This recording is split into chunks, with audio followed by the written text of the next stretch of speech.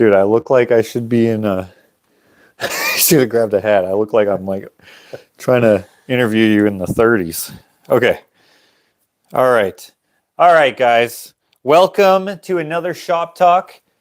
If you don't know what Shop Talk is, you're about to find out. Every once in a while, besides doing art and vlogging my various whatever I'm doing, I like to sit down with someone who is another creative, or in this case, not that you're not creative, but someone of interest who's been on my channel and people sometimes ask about, or all the time ask about, or have also followed them, and so on and so forth. So today, on this Shop Talk, we have Ryan from Parklandfilms. Hey, everybody. And if you don't know Ryan's stuff, that's okay. You're going to love him anyway. There is a link in the description, so you can go to his channel, and I've linked my favorite series there. It's called the Going North series. I would suggest you start from episode 1 and go. There's 14 videos. One of them is kind of just a reminder for a live. Watch it anyway. I think it's like 30 seconds or something like that. Yeah.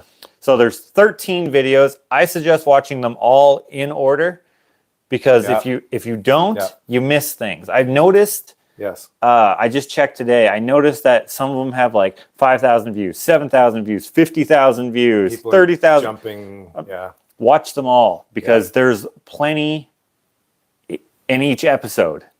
Yeah. I would say. I understand why some people watch the certain ones more, but like watch them all, because it's a build, and then absolutely. Every one of them is good. Okay, I watched them. Thank you. I watched them on my phone, and I watched them on my TV. I got 2 experiences. So we're gonna start here. This interview. It's kind of weird calling it an interview, but it's like a conversation with how we always do it. Conversations. These could turn into conversations. Who knows? Absolutely. But questions from the Patreon audience. After we are done these questions, we will take questions from you. So if we don't get to your question right away, which we probably won't, ask it again when we're done these ones, and then we should go from there. Is there anything you want to say to introduce yourself? You did a pretty good job. I'm getting decent. No, I'm looking forward to this. I'm looking forward to the questions. So I say just have at her. All right. Yeah. Just before we start, this is a new Coke flavor. It's called Starlight. It's my first time drinking it. I've never tried it. I did get 2. I should have tried it. I did get 2, but I'm just doing this. He's doing decaffeinated. Yeah. So otherwise, I won't sleep tonight. I hope that's one of the root beers that is decaffeinated. I think they all are. Watch, it has triple. Pretty much. Yeah, I think so too. All right. So with that introduction, let's go straight into the questions from the Patreon audience, which thank you very much for everyone who's participated in asking the questions. Now, I haven't seen these, so if there's anyone you want to skip, we'll just skip. But they're usually pretty good questions, I would say. This one comes from Kathy. She says, cool. So I would have said, hey, you're going to be on my show. Ask some questions. So what's been your favorite car to work on so far? So that's a really good question. If you don't know, once you subscribe to Ryan, you'll see a few different series. One of them being the Sidekick Garage, or Sidekick Jet. Yeah. And you work on several different cars. You even helped me at a time, not on video, but anyway. So the question is, what's been your favorite car to work on so far? My 54 Meteor that I picked up almost exactly a year ago, like last week. That car totally fell in my lap. I'd always wanted to work on a flathead V8 since I was very young. And I was checking every day for like 2 years. And this car popped up. The ad was 6 minutes old, and I couldn't type fast enough. And even my wife looked at it, and she goes, you got to get that car. Oh, she liked it too. Oh, yeah. Because I had another car in the yard. It was a 53 Pontiac, which was in really rough shape. Which I loved, by the way. There's more on that, actually. I did sell it, but it needed more work than I wanted to give it at that time in my life. And so when this car came up, I jumped on it, and I was lucky enough to get it. So, and I love working on that car, no matter what it is. I have to start doing some body work in order for it to pass an inspection. It's been off the registry for so long, it's not in the computer. And in Alberta, you have to get this provincial inspection done in order to get it on there. So I'm working on that. But yeah, no, that's my favorite car. 1954 Meteor, which is a division of Ford. Because back then there was Ford and Mercury, which we all know about. Yeah. And there was, in Canada only, Monarch and Meteor. Oh, Monarch. Yeah. That's okay. So, also very rare. All right. Also very rare. Huh. I've always wondered. I thought maybe that was just a series that some brand put out, but okay, Monarch. Yeah. That makes sense. That and then the 53 Pontiac, the guy I sold it to, like I'd started to do a bunch of work on it and I put a lot of parts into it. It didn't look like it, but I did some brake work and all this, and I tore the engine apart. I bought engine parts and I was going to put it back together, and then I gave up on the project. So I sold it to a guy, and I said, it's pretty rough. All the chrome is dented and scratched and all this. And he goes, that's what I want. He's making a rat rod. Are you kidding? Yeah. So he was building a patinaed 53 Pontiac panel. So it's kind of like a station wagon with no windows in the back. And he showed me a picture of it, and it looked really cool. And his chrome was mint. And he didn't want that. He wanted all the chrome off my car. And it was all there, but it was all dented and dinged and scratched. So anyways, it went to a good home. Okay, that's cool. So has that car been on your channel? Just in background shots. How about the Meteor? Yeah, absolutely. Okay, so you guys can check it out. I would say to the untrained eye, they are the same car. They look very similar. They look very similar. My daughter thought, oh, you bought another one. And I go, actually, no, they're a little different. And that's when I realized how similar they actually were. Because I had the Pontiac farther away and the Meteor's right here. I'm like, yeah, I see why you would see it as the same car. Yeah, it's similar looking, but kind of not similar really at the same time. Yeah, similar but different.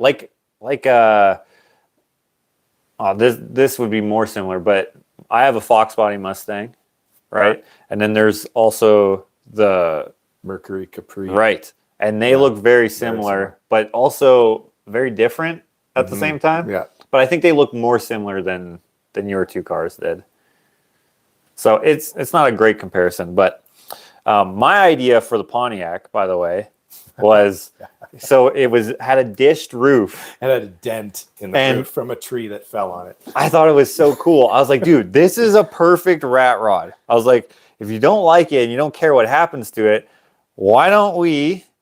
I was like, I will paint a slice of pizza, deep dish pizza, get it? And then we can go on a road trip. The dent was in the shape of a triangle, kind of like a slice of pizza. I thought it would be perfect. I'm like, and then we can go to New York, go to Chicago, whoever not stereotypically, what's the word?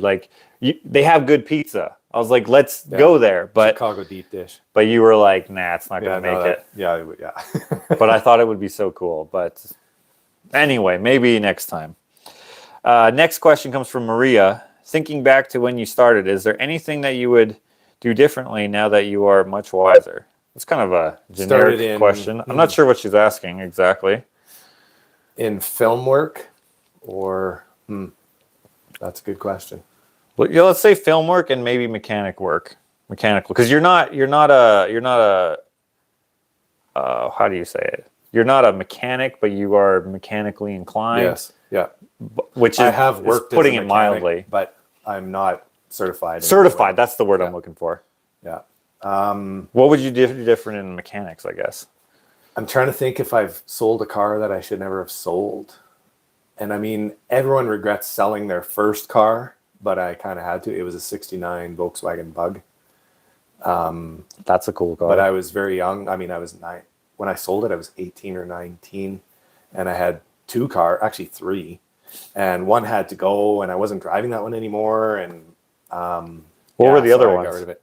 The other one was a 74 Plymouth Satellite 4-door, big car.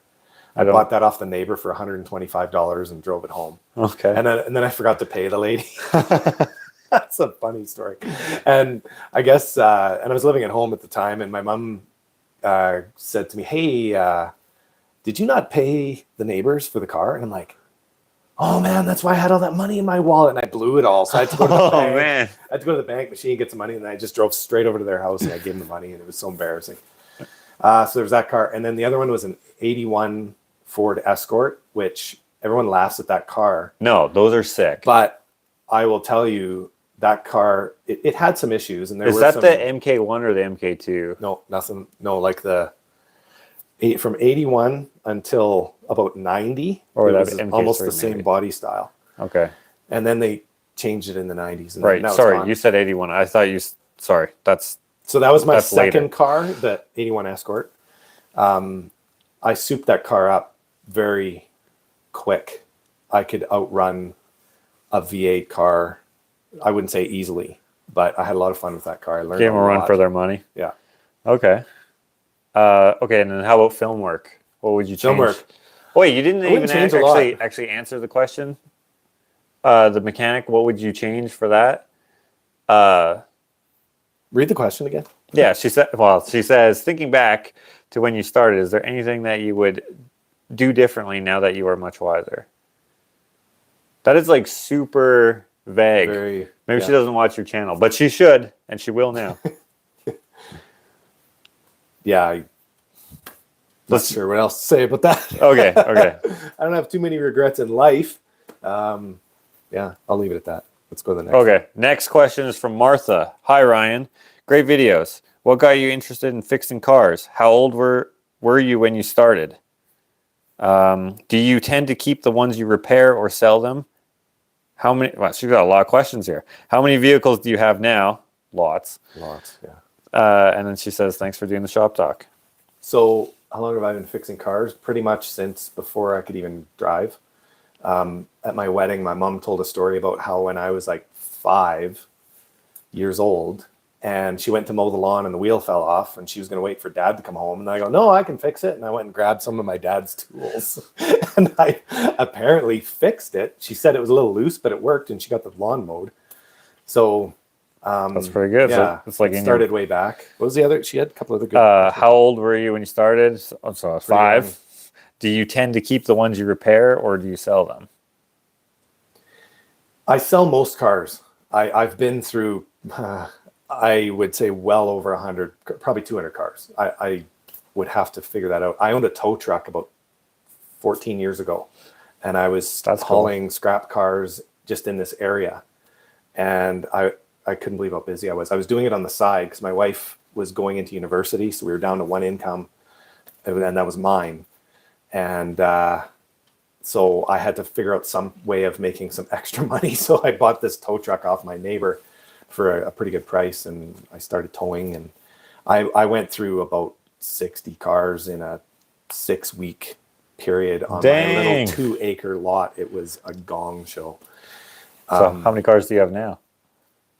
That's really embarrassing. There's probably 25 cars on my property. But you wouldn't know it. No, you don't know. You would You can see a few. You can see a few. Like in the driveway, and then you got the dump truck. Again, it's only 2 acres, and it's very hilly. I don't have a decent parking area because the trees in the back are kind of where the flat area is. Yeah.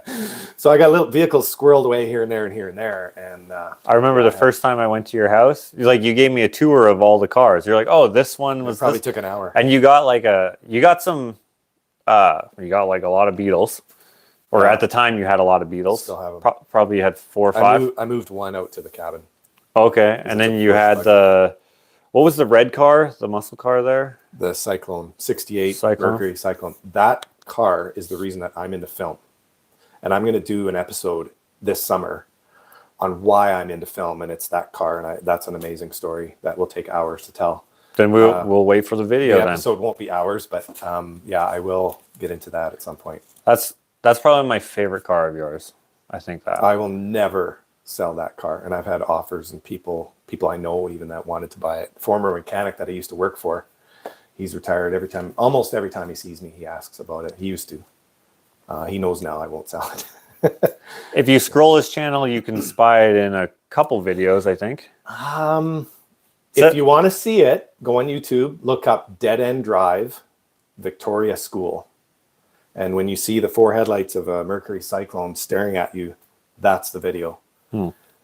Be sure to watch that, and also watch. There's a link to it. The Making of Dead End Drive. That was the first film that I edited. I helped to edit. Sorry, I didn't do all the editing. I was, I guess, the director. You even like acted in it. I had a cameo in the. You were the liquor store guy. Yeah, I was a liquor store guy. So the film is actually an impaired driving film, music video. Pardon me.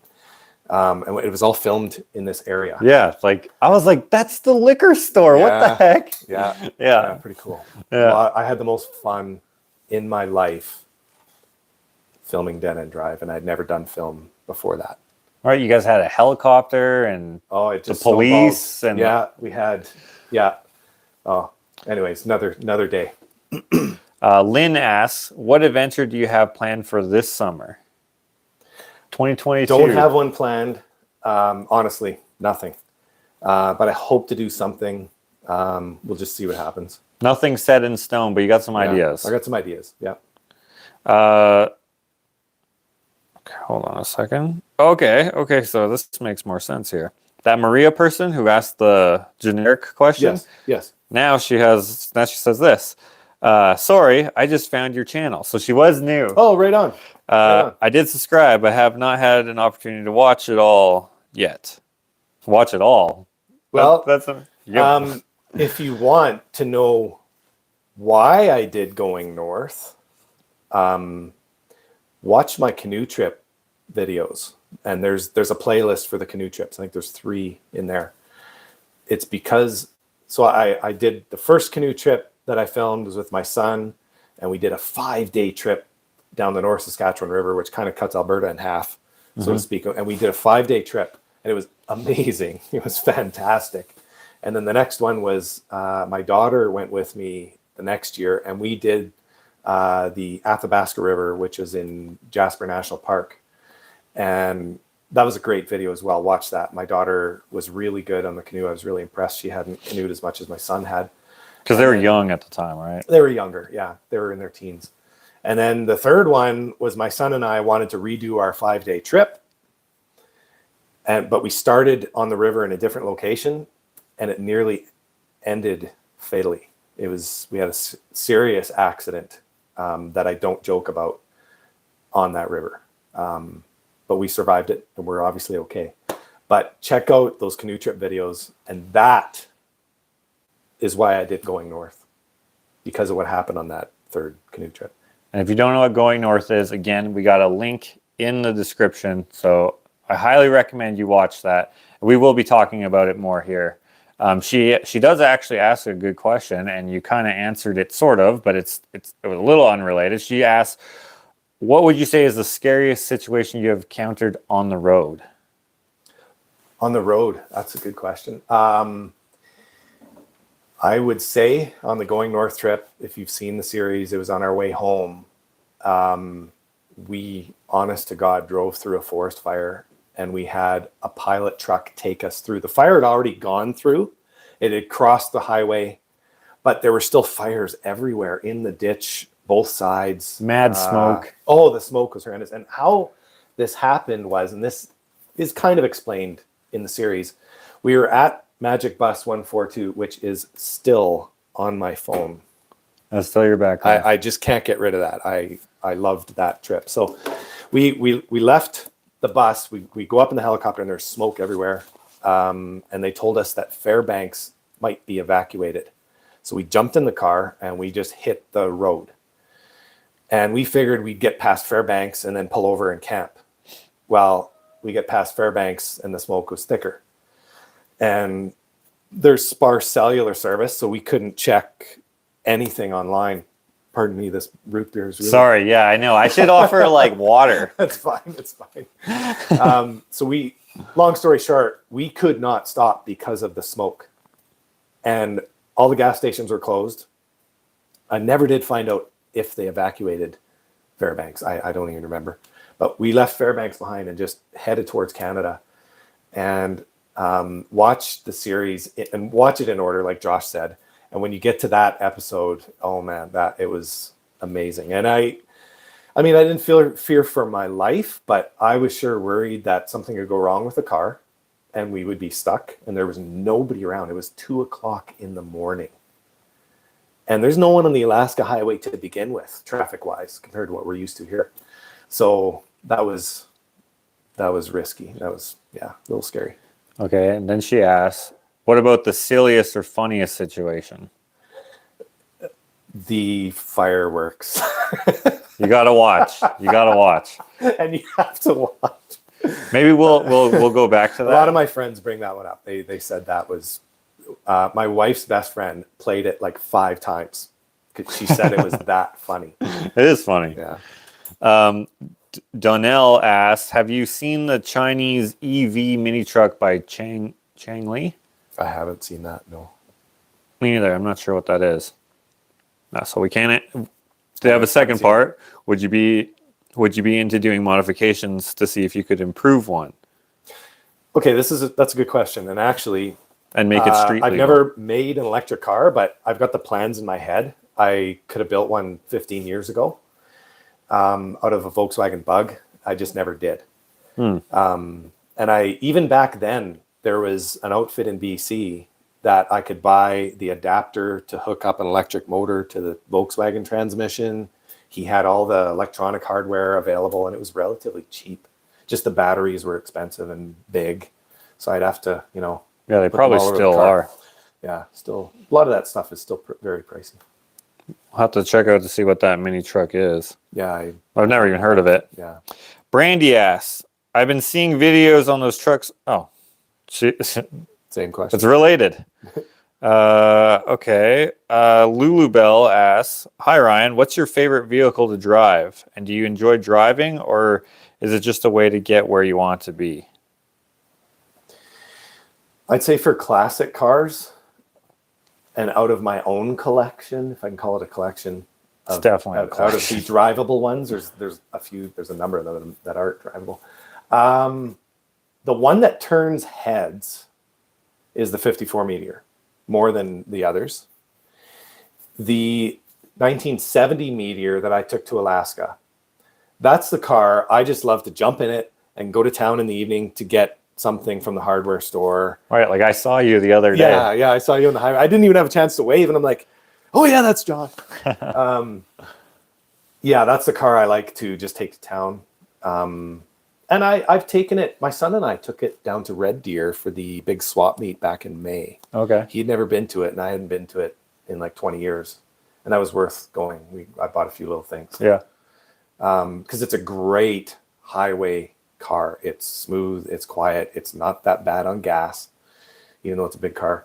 And now my Cyclone, I also take that one to town, but I only take it to town because it eats a ton of fuel, like horribly. But it's a muscle car. It's cool. So it's a sick ride. That car now turns heads just because I put new tires on it. Oh, The white letter muscle car tires. Oh, yeah, I changed the tires, and all of a sudden, in 2 trips to town, I got more people stopping me to ask about the car than I did for 15 years, or more. Because you put white letters. Because I put white letters. white letter tires on it. So That's what I want to put on my Mustang. I just think it's such a good look. it really rounds it out. And on my 54 Meteor, that's a white wall era car. Now I can only get the 1-inch white walls right now because the 3-inch white walls are 300 and something each plus shipping. Dang. I'm not doing that yet. Yeah. So I'm even having a hard time finding the narrow white wall tires. By the way, guys, I forgot to ask, are the mics good? Should have asked at the very beginning. Imagine we did all of this and it wasn't good. Let us know real quick if they're good. Unfortunately, we can't. It's one volume. But if you can hear us good, that's good. If not, we can speak louder or whatever. The mics are great. Okay. Thanks, Kathy.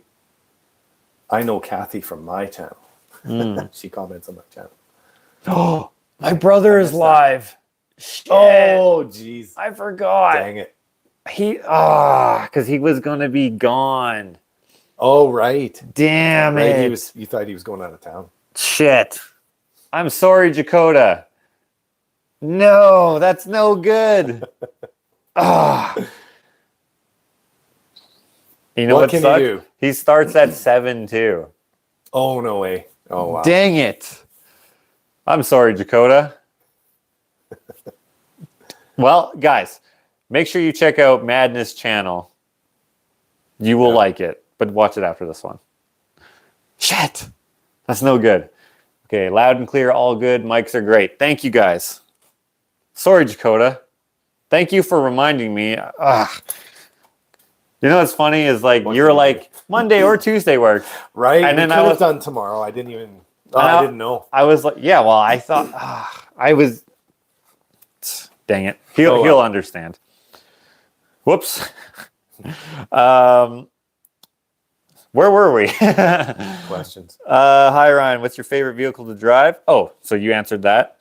And do you enjoy driving, or is it just a way to get where you want to be? I would say I do enjoy driving, and the only thing I don't like about driving right now is that I've been driving the same commuting vehicle to work for about 10 years, and it's a minivan, and I'm done. That's what you... I drive that to work every day.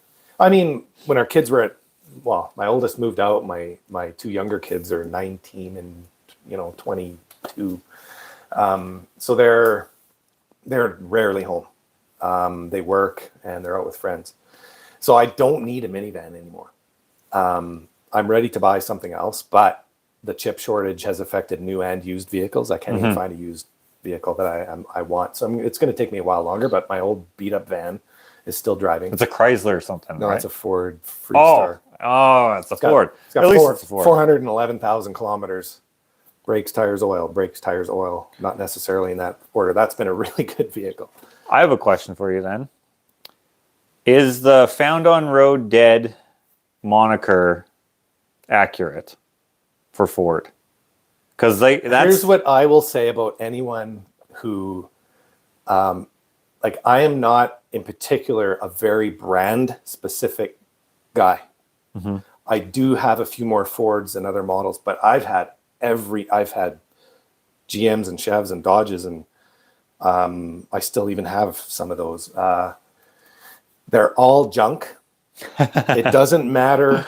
And I worked at my buddy's shop just recently for a couple months. I had some time off work and I went and worked at his shop. And even the mechanic that's got 30 plus years experience, him and I totally agreed on they're all junk. But Dodge is the worst. They've all got issues. It doesn't matter what brand you buy. They have lemons. They have good ones too. But they're all man-made, computer-made assembly lines, and things go wrong. Things go wrong in design. And if you neglect them, don't keep up with maintenance. Like one of the reasons my van has gone so far is I change the oil. If something's not working right, I fix it. I don't let it go. Working at the shop, I'd see vehicles come in that we knew people were letting them go. They knew they were making noise, and then by the time they brought it in, the engine was toast. So yeah. My brother's his first, I believe it's his first truck, a 1995 Ford F-150, 750,000 kilometers. He thinks it might just be a piston, but he's gonna swap out the engine because that's a lot of kilometers. Is that that's the original engine at 750,000 kilometers? Yeah. What engine? It's the 5.8. The Windsor. No kidding. Believe it or not, that's the same engine block that's in my 70 Meteor that I drove to Alaska. Oh, yeah? Yeah. It's a good engine. The 5.8, the 5.0, and the 460. It's like the Chevy 350. Mm-hmm. Same kind of thing. It's a good one. Ford's better, though. It's a 351. So. That one. Okay, so I also... Wait, did you say you like driving? I do. Yeah, I love driving. Driving the minivan, I'm kind of done. So the next vehicle is going to be for me. What about your pickup? My family knows about it. You got the limited? Well, I have the truck, but I mean, that's for going to the dump and hauling the boat. Dude, it's a nice truck, though. And I don't want to mile that out. My previous truck lasted me 24 years. So this truck needs to last me 20 years because I don't like spending money on vehicles. It's nice. It's been a good truck. And it's a limited or a platinum or something? It's a platinum. Yeah, I bought it used. Which is a few years old when I bought it. It's nice. Hi, Ryan. This is from Renee. Your story of traveling to Magic Bus 142 is so personal and emotional. I can easily see that you felt Chris's spirit as you cleaned up the bus and fixed the door. Sorry, my reading. which was amazing. It was wonderful to see how the journey helped to heal your own trauma. With all that said, my question is, did I just watch you nonchalantly drink a mummified human toe? You don't drink the toe, you just let it touch your lips. Yeah, you're actually... Yeah. So that would be episode 4 or 5? 4 or 5, but start from episode 1. Let's start from 1. Oh yeah, I had to do that being in Dawson City. I mean, if you're there, just do it. Even if you don't drink, and do it. And that shot they give you, I mean, like I said in the film, it's like Too Mr. strong. Drano, like yeah, it's brutal. Wow, that was a cool experience actually. I did see real quick on the screen, someone said something about the book Paddle to the Amazon. Yes, I've read that book. I read it when I was like 15 years old, and now I'm trying to find a copy of it. It might be at my house. I'm not sure if I loaned it out to someone. That is an amazing book, true story about a guy with originally his 2 sons. They paddled from Winnipeg, Manitoba. Oh, really? All the way to the Amazon. So all the way through the continent. Yep. Wow. And they had to portage a couple times, I believe. I don't know. I imagine many years. Must, and one son backed out, I think, when they got to the ocean or somewhere. Too sketchy? So then it was just 2 of them. It was too much for him. And I mean, they harbored no ill will towards them. What kind of kayaks were they using? No, just one big canoe. Oh, it was a canoe? Yeah. I thought you said kayaks. No. Dang. No, it was dude, I would have sketched too. I would have been like... Fantastic book. And I do want to read that again. They should make that into a movie if they haven't yet. That should be a movie. Yeah. Oh, man. They got held up by terrorists in South America. And they thought they were going to get shot. And did they happen upon any like undiscovered tribes or anything? I don't think so. When they got to the Amazon, they're kind of like, whoopee ding. I it feel was no big deal after all the hell they went through. Okay. Getting there. I feel like that could be a good, although there would have to be some cinematic liberties to make it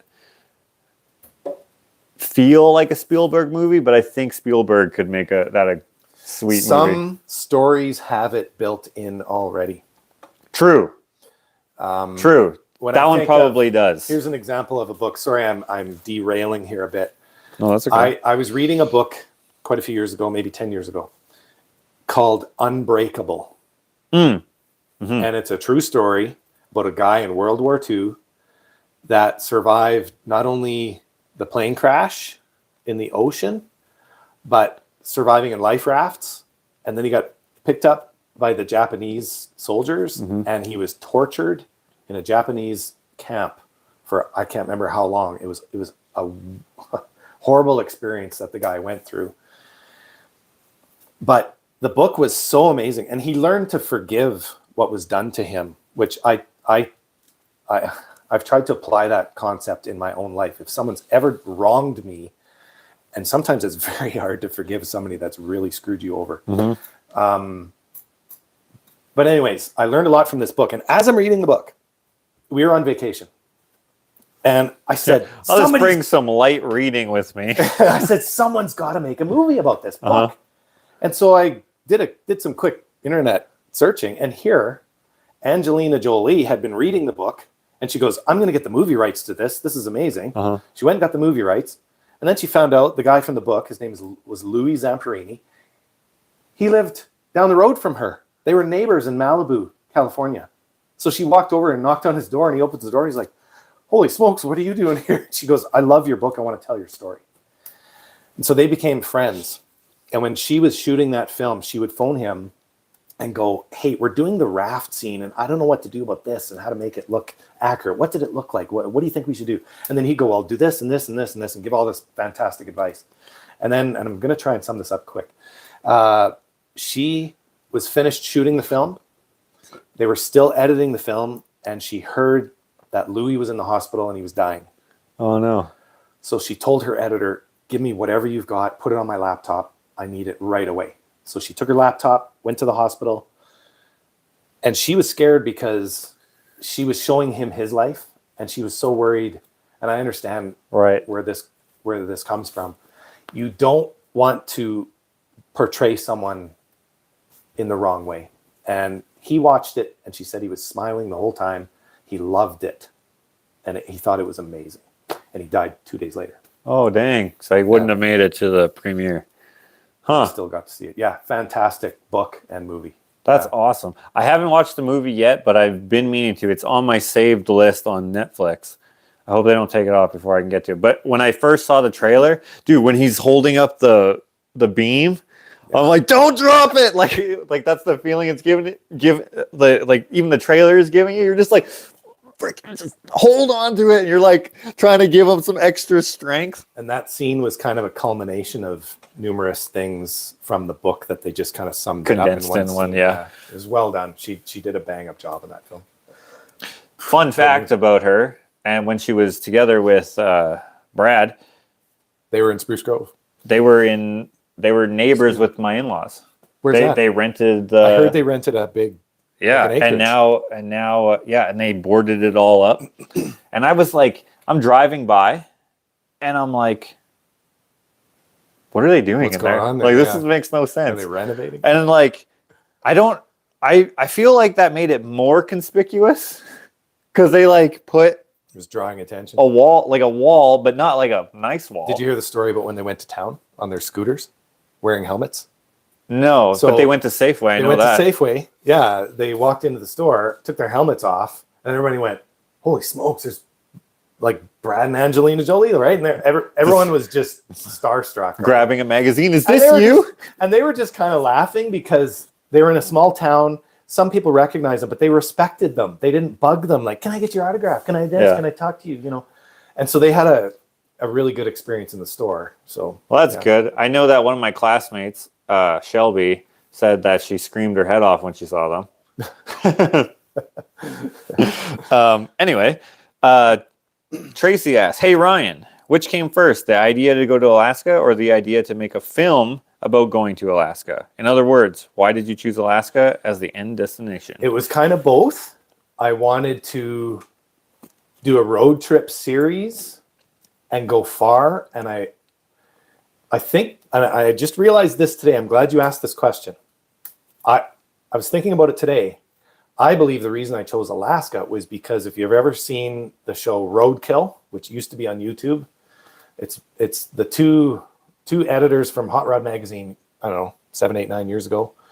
They got together and started doing these road trip videos, and they drove from California to Alaska in the winter because they had to ice race the car.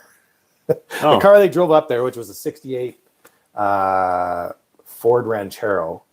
Well done. I do like the El Camino better, though. Yeah, Go on. the look of it. And they went up there, and I'd never been to Alaska. And so I wanted to go somewhere far, and I wanted to do a road trip series. And I wouldn't have done it if it wasn't for my wife. I flat out said to her, "This is what I want to do." Because I had the canoeing accident, lost my canoe, all my camping gear, 25 years of stuff. And Did you lose any gear? Any camera Everything. gear? yeah, drone, Dang. GoPro, Shoot. everything. Like, Okay. and I did not claim it on insurance. I was so, yeah. Anyways, so I wanted to do that. That's why I wanted to do the road trip. And so when I told my wife about it, she goes, "You have to do that." I go, "Really?" She goes, "That's an awesome idea." Because she was a fan of Roadkill. She'd watch it with me. And I said, "I'm thinking of asking Justin to do it." She goes, "Oh, just ask him. He'll do it." I'm like, okay. So I phoned Justin, and this is in the series. I explained all this. And he was a fan right away. And well, the rest is history. We had an amazing trip. It even got, I ended up being interviewed on Global National. That's one of Canada's biggest. It's like I would say it's the biggest one. News and like nationwide, countrywide news. They do local and they do national, and they also do like other types of media. News, it's news. Yeah. No, and that was a cool experience because I was a fan of Mike Armstrong. He had contacted me, and then we get on the phone. You're a fan of a news person? I was well. I wouldn't say I was a fan, but I mean, I told him, I go, "I've been watching you for 20 years, and you're calling me." He goes, "No." He goes, "I like what you're doing. You did this video for your parents at their anniversary, and you went up north and you went to the bus and all." Wait, so he watched your other videos then too? And he did it in like 3 hours, because he contacted me at 5:30 in the morning, his time. I had just published my video the night before about the bus being moved, the magic bus being moved. And that's what he found. He found that, and then he looked at my channel because he was looking for Canadian content magic bus. Well, going north. What more do you need? And he goes, your series fit what I was looking for perfectly. And I'm like, really? Wow. That's cool. So that's how that interview happened. That's funny. You know, I'm not a fan, speaking of being fans of news people, but like since I was a kid, Daryl McIntyre with CTV News. He's still on the billboards. Is he on the billboard? I didn't notice the billboard. Same haircut from TV news, and now he's on 6:30 Chad in the mornings.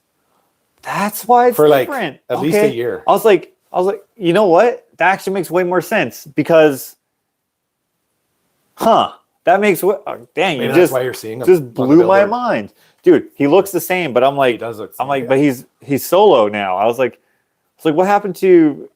What was her name? The female anchor who was with him.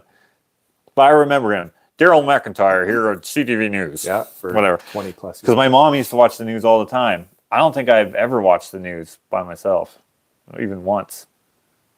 Good. I'm done with the news now. Anyways, let's go to another question. Another one from Tracy. Have you ever road tripped on a motorcycle? No. And the reason I don't ride a motorcycle is that, for one reason, I would be dead. I'm an adrenaline junkie. Whiskey throttle. So I ride snowmobiles in the winter. I've never had any accidents with that. But when I was little, my mom always said, look, her brothers, my uncles, 2 or 3 of them just about were killed because they were crazy on bikes. And my brother got a dirt bike from one of those uncles. He was older than me by 6 years, so I couldn't ride that bike till I got a bit older. And then I rode it once or twice, and I was like, yeah, that's enough. I'm gonna die on this thing, because I was like 8, 9, or 10. So that's why I haven't done motorcycles.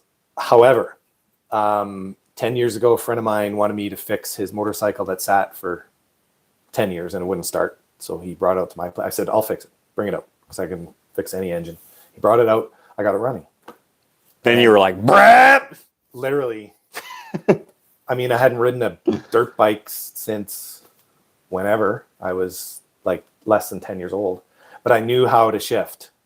And I got on the bike, put my helmet on, and it was dark. It was nighttime, but I got it running, and I thought, I have to ride this. And I pulled out of my driveway, and I full throttled it through the first 3 gears. On gravel? And I was like, no, it's paved. Oh. Our subdivision is paved. Oh, mine's gravel. You're lucky. And I was like, oh, man, I got to stop this. So my friend actually said to me, he goes, you know what, Ryan, keep it at your house for like a month, drive it around. So I just drive around all the subdivision roads, go down by Bridgewater, you know where that is, right down the road. Yeah, right over there. And there's little lakes and stuff, and just keep it at 50 kilometers an hour, which is like 30 miles an hour. And I understood why bikers like to ride bikes. I totally get that now. It's a great feeling that you're just closer to nature. I don't know. That's why I don't ride. That's her point. She says you would love it, especially if you like driving with the windows down. Yeah. I can't wait to get a motorcycle. I know people rag on this bike, but I really like the minimalist, small, compact look of a Harley-Davidson Sportster. I just think they look so rad. I would want to get an older one so that I can just kind of do my own thing with it. But I just love them. People think that they're a small bike and therefore they're lame, but for me, I don't really care. Cool. Doesn't matter what I love them. Yeah. Love them. I even like the new ones. They are fun to ride. A lot of the newer bikes with the more, I like the more bare bones look, and it seems like they fill in all the gaps. Well, I just don't like it as much. As an artist, I totally know what he's thinking of. Yeah. She asked another question. When you take a classic car on a long road trip, do you go on the assumption that you're going to have mechanical issues? I bring a lot of tools.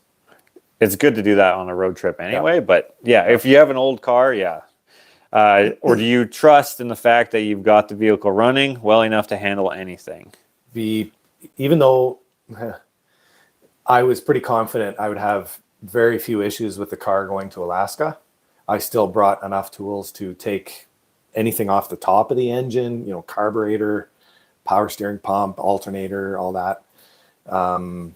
You know, obviously we couldn't pull an engine or do a transmission job, but I was ready for any of that. I also bought a brand new spare tire, brand new.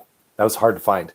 Those older cars, 10 years ago, you could find those tires anywhere and everywhere. Everybody sold them, but now tires are a lot different. So it's very difficult finding tires for those cars. She finishes by saying, or do you set out on a wing and a prayer? And that's part of the excitement. It might be a little foolish to go to somewhere remote like Alaska, but let's say you're going to Jasper. Okay. That's not that far, but once my 54 Meteor is licensed, I'm going to bring a little $20 toolkit and I'm going to drive that thing all over Alberta. Yeah, okay. I am going to drive it. That car will get miles put on it. I'm not a fan of trailer queens. I drive my cars. Same. I understand why people trailer their cars to something with 10 original miles on it or 1,000 original miles, right? I get that. Or even if they spent $1 million. But I'm like, why would you do that if you're not going to drive it? You're like, dude, this thing has 975 horsepower, but you don't. Who cares? Well, like the Bullet car, where did it go and who's got it? It went up at auction, a couple years ago, and it went for, I don't know how many millions. Probably a lot, yeah. You let me know. What is my day job? Okay. I work in IT, and I have... Which I didn't believe in when he told me that. I've worked for the same organization for 26 years. I almost went into mechanics right out of high school, but I was working for a mechanic, and I looked at him, and I felt he didn't enjoy it. And I thought, I like cars. I don't want to do that. So then I was going to go into forestry. That would have been cool. And it would have been cool, but there were no jobs at that time. It was very, very hard to get work. And I knew a guy who had graduated out of forestry, and he could not find work. And then I was working at a gas station. I was like 18, 19 years old. I did that for a year right after high school to figure out what I was going to do. And one of the guys I worked with, he was taking computer engineering. And that was a new thing back a little over 30 years ago. Now I'm dating myself. And he goes, Ryan, if you want a job and you have any interest in computers whatsoever, you got to take this course. And he was telling me, so it used to be in Stony Plain. It was an institute called Westera Institute of Technology. It was bought out by Nate the year I started, which was 92. I went to that college. Westera? No, Nate. Nate, yeah. Okay, Nate's very popular in Edmonton, Northern Alberta. So anyways, he said that, so this is in the early 90s, so Silicon Valley was growing like crazy in the States. And he said, it's a 2-year program. He said they were near the end of the first year, and some guy from Silicon Valley would show up to Stony Plain, Alberta, to the Westera Institute of Technology and say, I need 5 people. I need them right now. We're going to pay you this much money. I don't care if you've graduated or not. And he'd get 5 people just like that, and they're gone. So I knew there was jobs. So I took it at Nate. Nate bought the Westera program. I took it at Nate, and it was a very difficult program for a number of reasons. Mainly because we were also guinea pigs. It was the first time Nate had done it, and they changed some things. So we had instructors teaching courses they hadn't taught before. Oh, yeah. I actually felt sorry for them. So that's why I'm into IT. Okay. Well, there you go. That's his day job. I almost became a mechanic as well. I did a mentorship to see if I wanted to do an apprenticeship. Mm-hmm. That's a good idea. Did you know Bill, old man Bill, broken back, broken feet, no. Bill on 627? Right by Range Road 11? Lawson? No, oh, no, 11. No, more. I don't know him. He passed away. But I worked for him for like a year and a bit. Oh, yeah. And then it just never turned into anything else for no reason, really.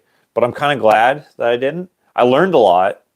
I didn't learn enough to be super competent in like diagnostics and stuff. But like I can do any bolt off and bolt on. You worked there for over a year?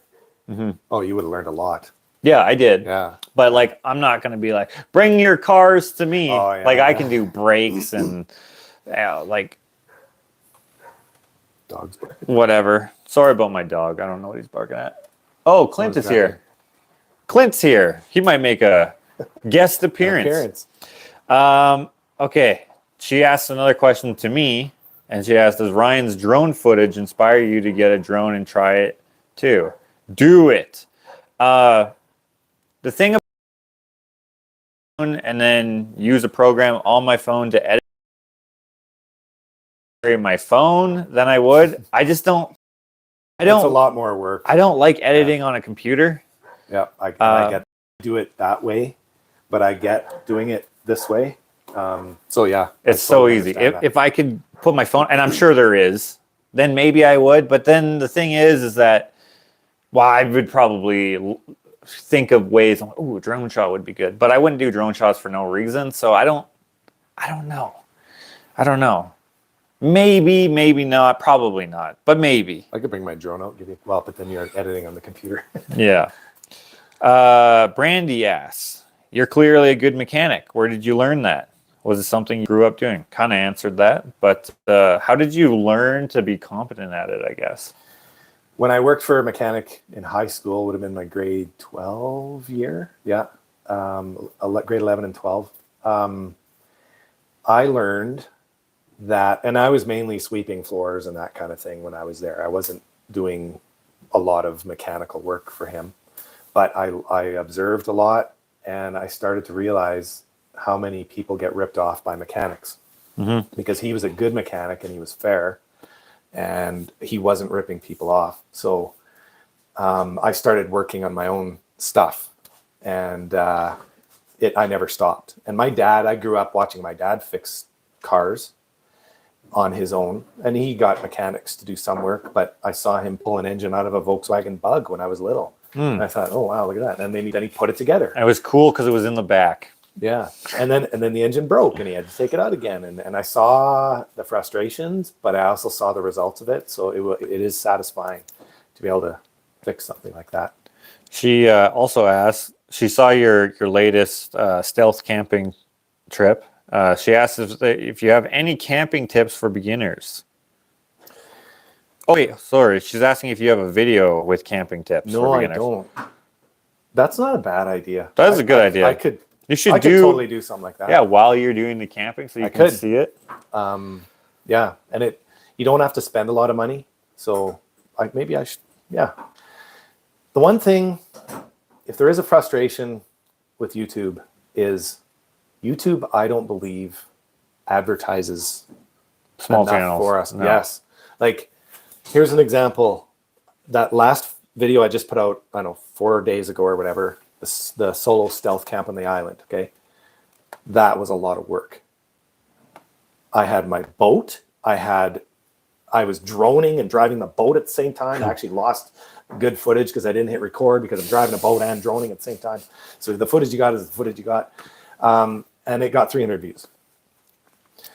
I put out one video last January on my 54 Meteor out of the 3 videos I put out in a short period of time. One of them hit 54,000 views in a week. Nice.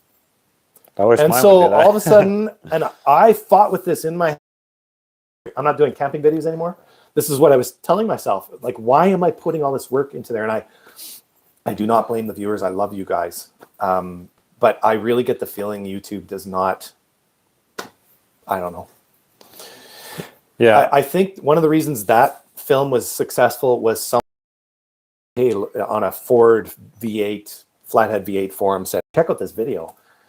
And then that one went crazy. Why the other ones didn't, me starting the car. I think it was the one where I started the engine. That's the one that went off. The one where I actually first drove the car didn't get as many views. I don't know, for whatever reason. But, okay. Yeah. She says, love the Going North canoe and camping films, and she's about to start the Flathead Ford series. And she says, keep kicking ass, Ryan. We are on the last Patreon question. We're coming up on an hour. I really wanted to dive into the Going North. If you guys are up for it, if you're up for it, then we Sure, then we shall. If not, we can save it till. But I would like to do it right now. So if you guys would. Smurf asks some questions for Ryan. Do you plan on doing the Great Beater Challenge again? And if so, with a different car for it?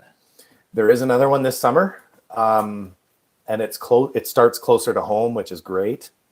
And my son and I really want to do it. He's got a vehicle picked out. If that doesn't work out, which I'm sure it will, I've got a backup vehicle I could put together. So absolutely, we're totally doing the Beater Challenge again. Okay. Yeah. And you'll have to see the car when the videos come out. Yep. And then she says, I think you need to try cooking a steak in the Jiffy Pop tin next time. That's a good one.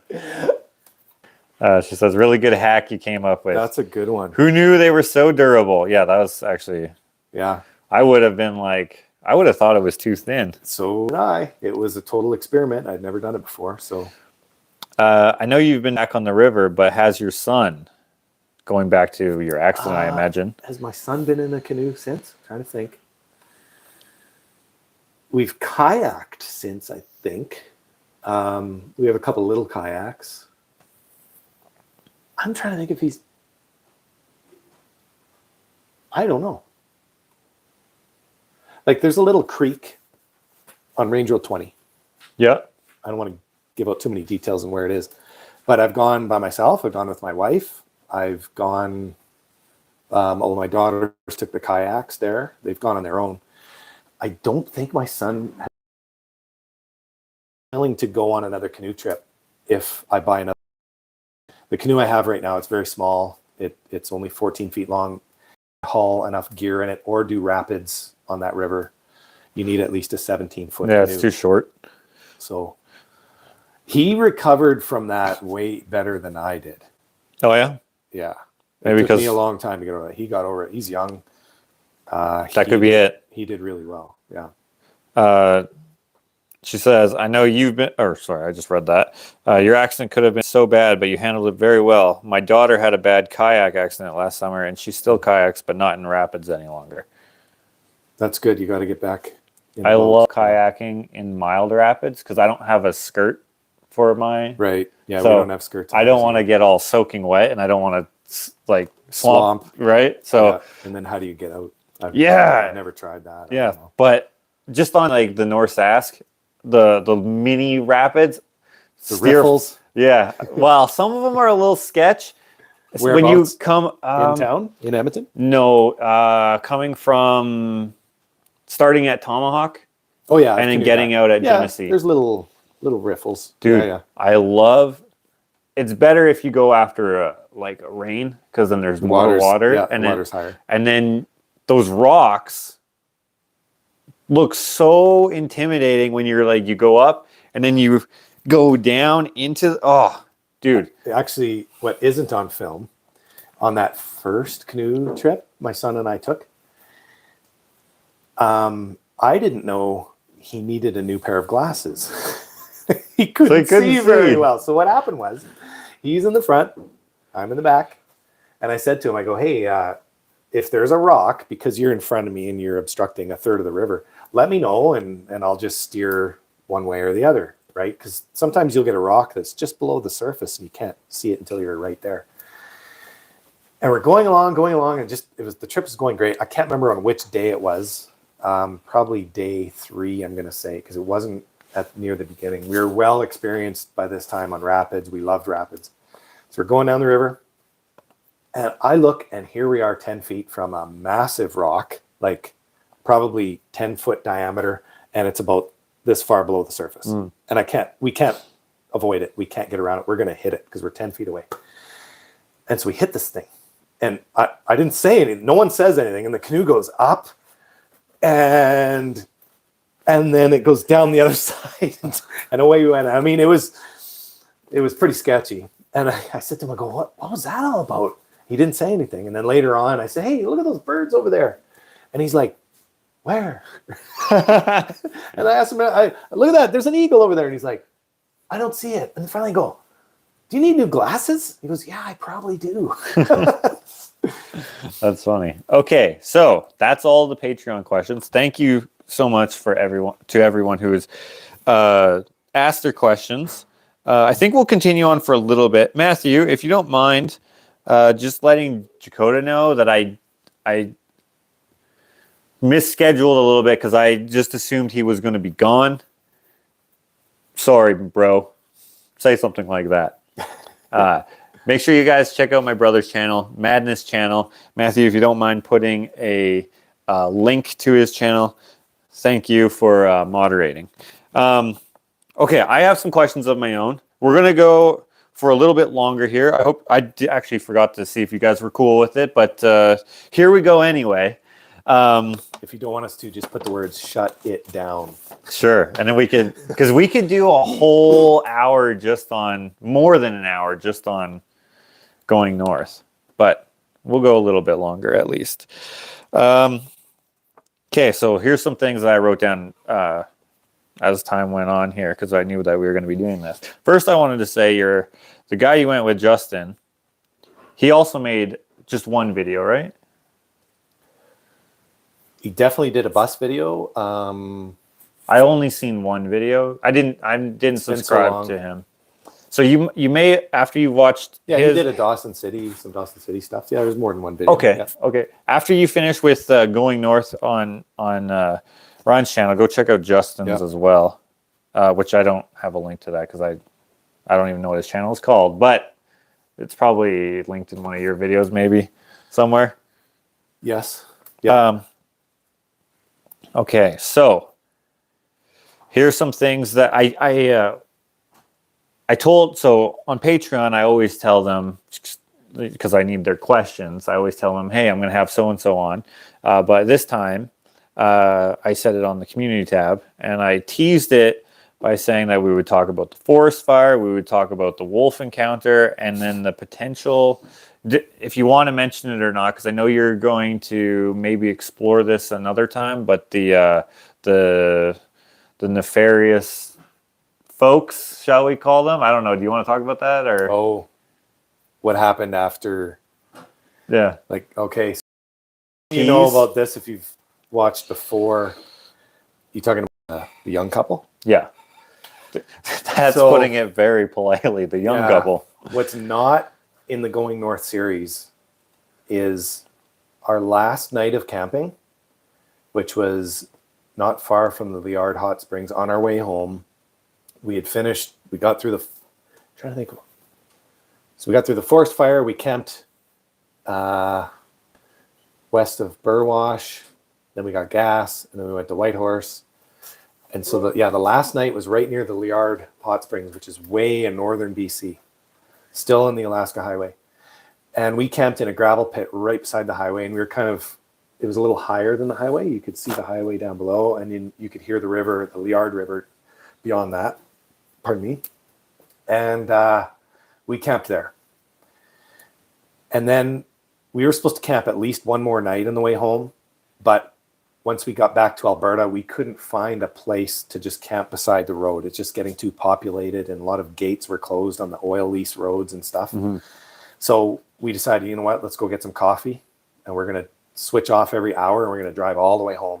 Like, it was another 6 hours or whatever at that point.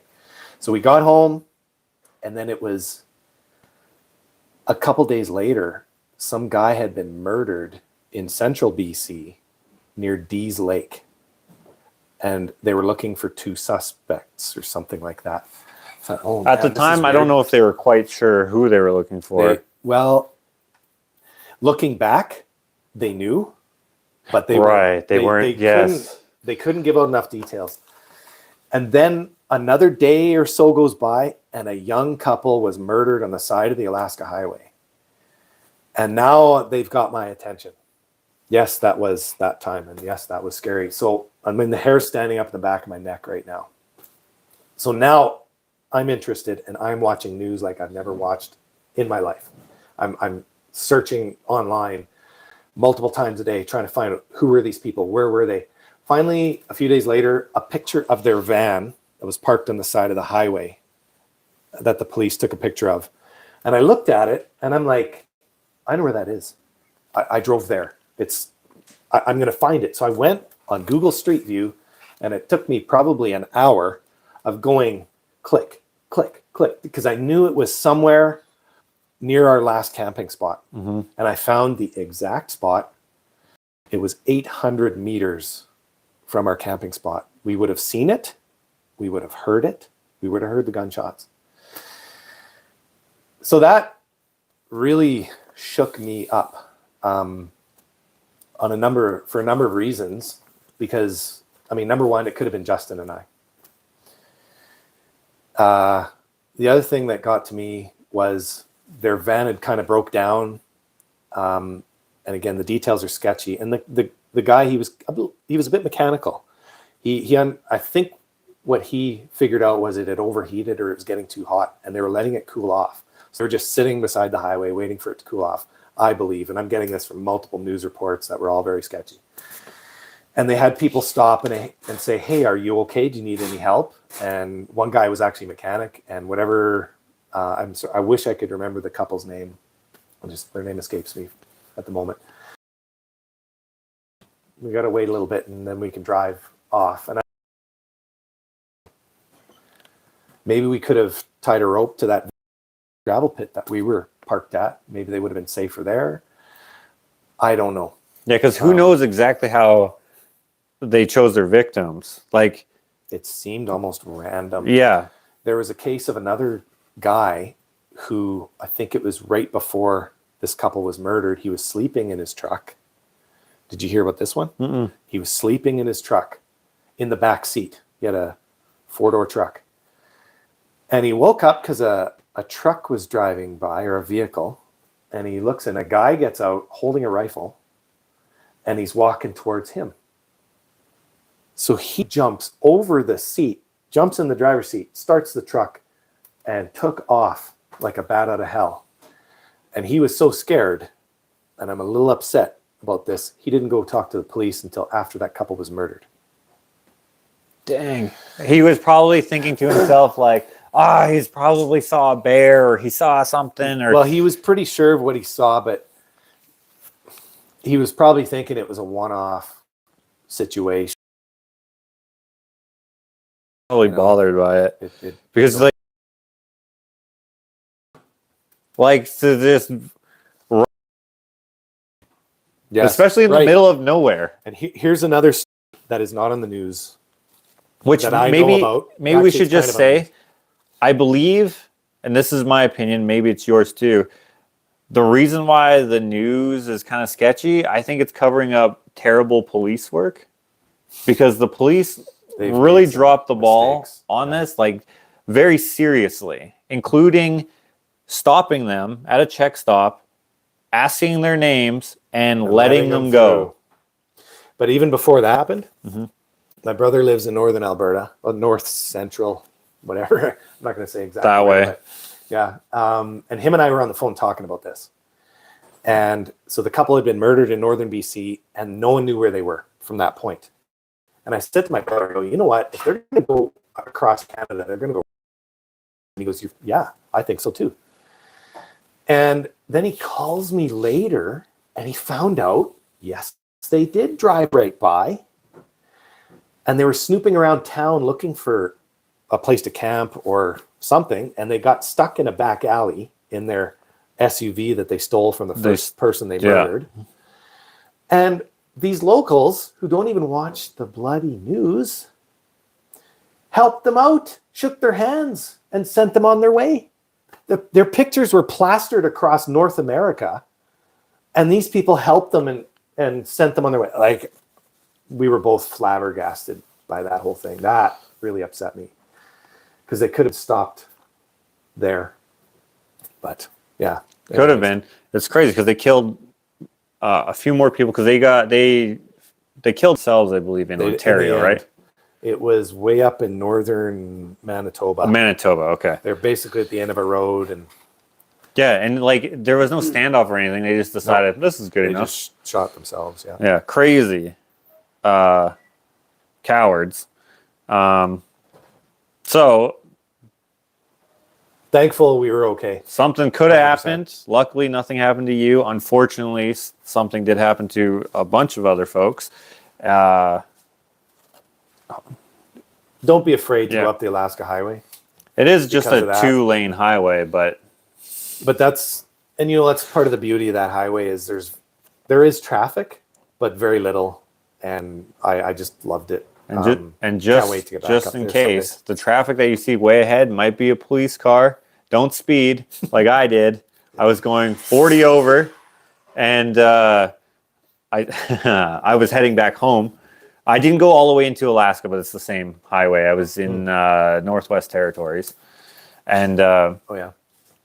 man, sorry, mosquitoes are coming in. On the way back, I was ripping, just driving my, didn't make that sound, it's my wife's CRV. It's a 4-banger.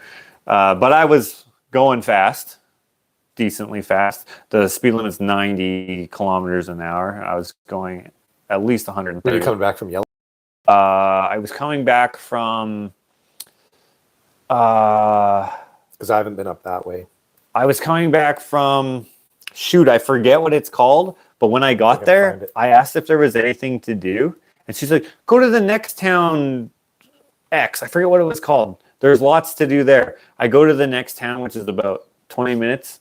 Did you go north from Fort Nelson? I went from La Crete, actually. So, oh, no, you were still in Alberta. Oh, okay, I know. Yeah, high level. Yeah. You were on your way to Yellowknife, essentially. But where'd you go, Hay River? We did go to Hay River, but we went... The highway crosses the river now on a bridge. Holy smokes, that's a lot. Oh, no, I missed it. No. Where am I? No, that's... Fort Providence? No. We're on Google Maps trying to figure out where he was. Anyway, I was somewhere, and on the way back, we were trying to get back home instead of stopping. So I was just ripping. And actually, it wasn't a police car that I saw. It was a semi-truck if you're American. And the police dude in an SUV, he was driving on the shoulder really close to the semi-truck, so I couldn't see him. He was hiding from He was hiding while driving. And then as soon as I went past him, I was like, dang it. He turned on his lights, so then I just stepped on it even more because he's still going the other way. And I'm like, I'm going to turn off as soon as I can. So I'm just like, and then we turn off onto a gravel road, and I go to the little humps, and I just stop. Just waiting. And then I'm looking in the rearview mirror, and then I just go, woo! He goes past, but then I see his brake lights. Dust. He saw me, the dust. and I was like, no! Got a speeding ticket, but he only gave me 10 over. So, nice guy. Maybe he thought I was stopping for him, which I guess I kind of was. Because you don't want to get an evading police ticket.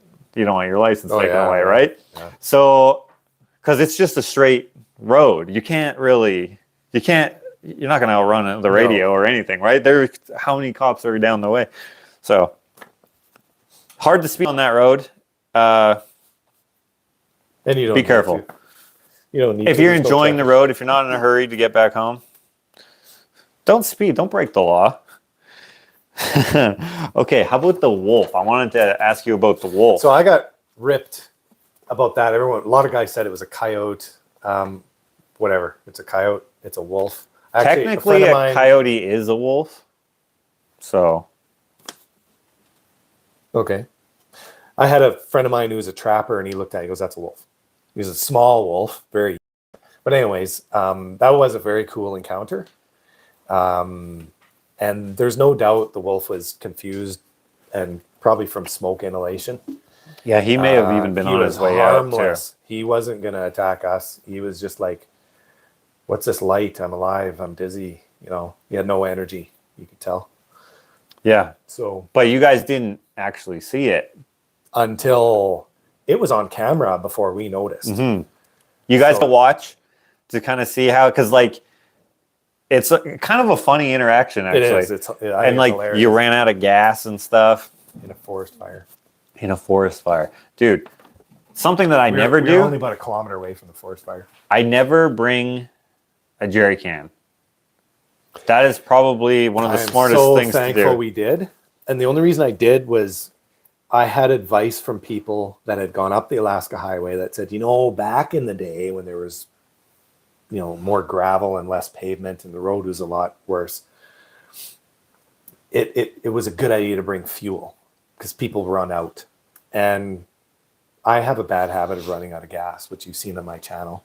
But way before going north, I was running out of gas, as a teenager and whatever. So I thought, I better bring some fuel. Didn't you run out of gas with the car you went? Like you went for a little test drive to make sure it was good? No. With the Meteor? No. No, that must have been a different car. The 66 Valiant, on the way to pick up Eric to go to Saskatchewan, I ran out of gas. That's it. Yeah. Yeah. Yeah. And actually, there's a little video coming out, very short, that I'm going to put together about who I sold the 66 Valiant to. Okay. Okay, so we talked about the murderers. That was a pair of devious folks. Yeah, crazy. Now, I wrote down here another, I think they were a couple of folks, but I don't really remember. I watched this a while ago, but and I can't remember, but I wrote down French dudes. Were they French, the people you just missed? Speaking of close calls, this is a more positive one. But this was on the way up, and it was when we camped at the old abandoned airstrip, and we wanted to do the fireworks thing, and there was 2 camper vans parked quite a distance from us, because that airstrip was about a mile long, maybe a bit more. And they were near the beginning, just when you first pull in. And I said to Justin, I go, hey, if you don't mind, I'm just going to go tell those people we're going to light some fireworks, because it's a courteous thing to do. Yeah, it's a thing to do. And I was really glad I did. And they were from Quebec, and they could barely, he could kind of speak English. His wife could not speak English. She kind of understood what I was saying. He could understand what I was saying. Did you have to mime it? Were you like... No, I just said, I said, it's Canada Day. And they went, yes. And I said, are you okay if we light fireworks? And he goes, fireworks? Oh, yeah. They were excited about it. Yeah. So that was really cool. Okay, and then another pair of people who went to the bus. Oh, and yeah. you just missed them. Yeah. I remember camping before we went to the bus. We camped where Chris McCandless, in the roughly the same area where Chris McCandless was let out of the vehicle, and then he started walking into the wild. We camped pretty much right there. And there was a vehicle already parked with Quebec plates, and it was locked up, and we didn't disturb it. And I didn't even take video of it. It might be, there was barely a shot of it in the film. So anyways, we get to the bus, and everyone signs the bus. Like the bus, it was incredible, and it was not graffiti. And I found a signature from like the day before or something like this, and I showed it to Justin, and we're both like, wow, I wonder if it's that vehicle. And then months later, I'm at home and I'm online, and I found their video. And they had a drone shot and everything.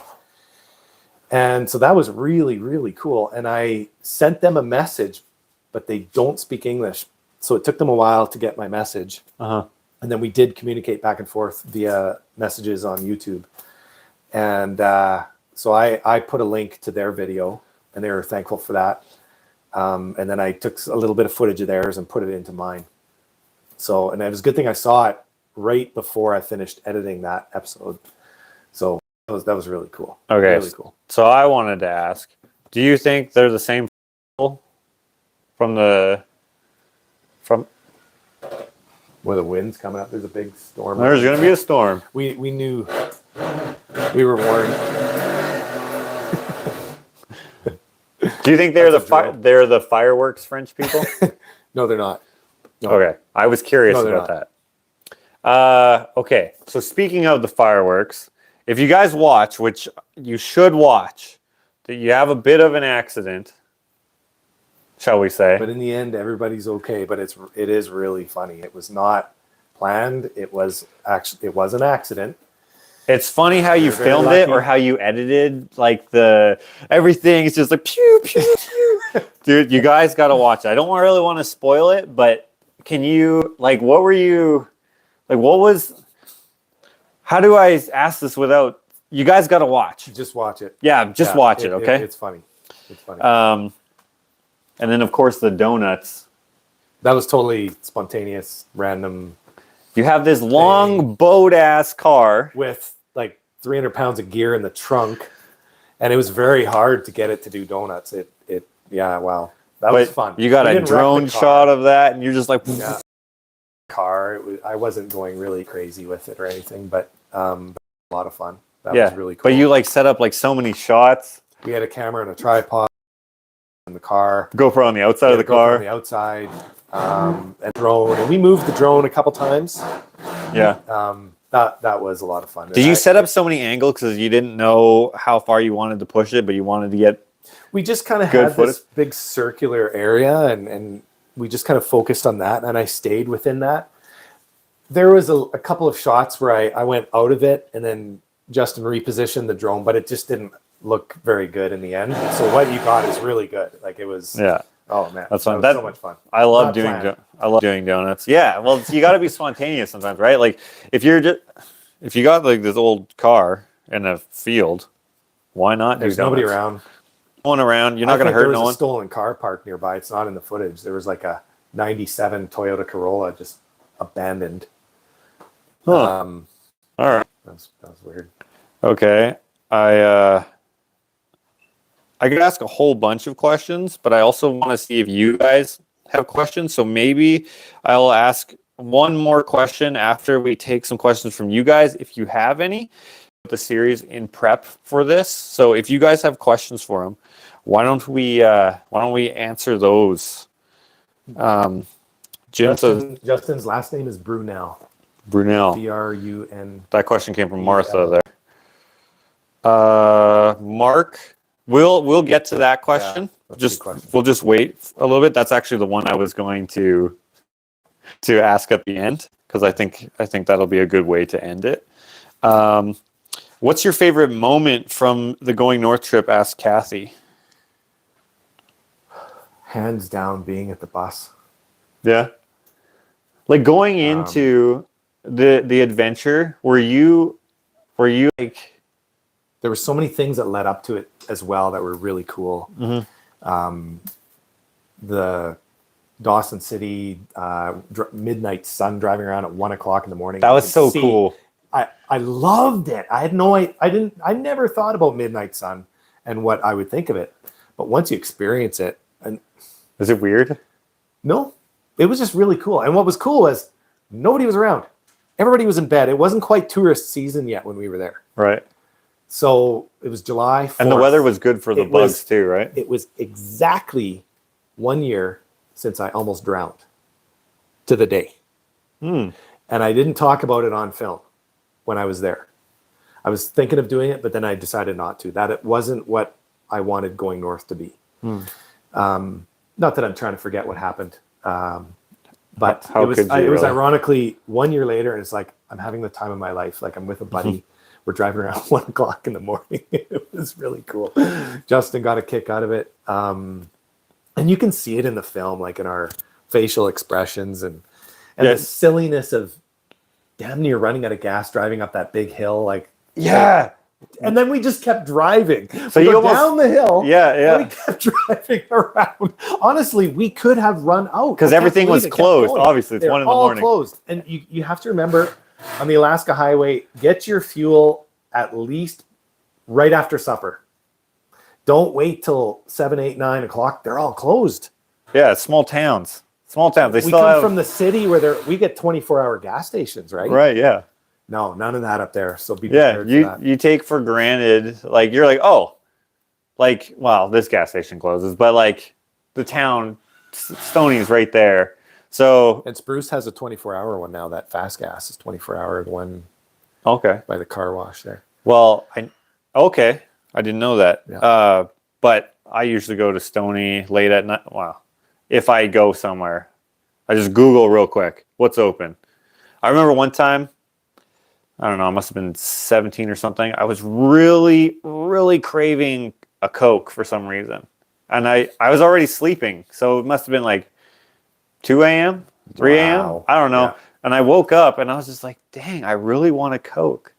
But we didn't have no Coke. So I was like, do I want to go to town? Do I not want to go to town? I ended up not At 2 going. o'clock in the morning. Yeah, just to go get a can of Coke.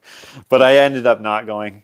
But like I just had this mad craving. But I could have if I wanted to. Someone would have been open, but not in Alaska. But Something else I was just thinking of was, and I did say it in the film, but numerous times when we were at the bus, I kept telling myself, stop for a minute and soak this in. Listen, look around. You are here.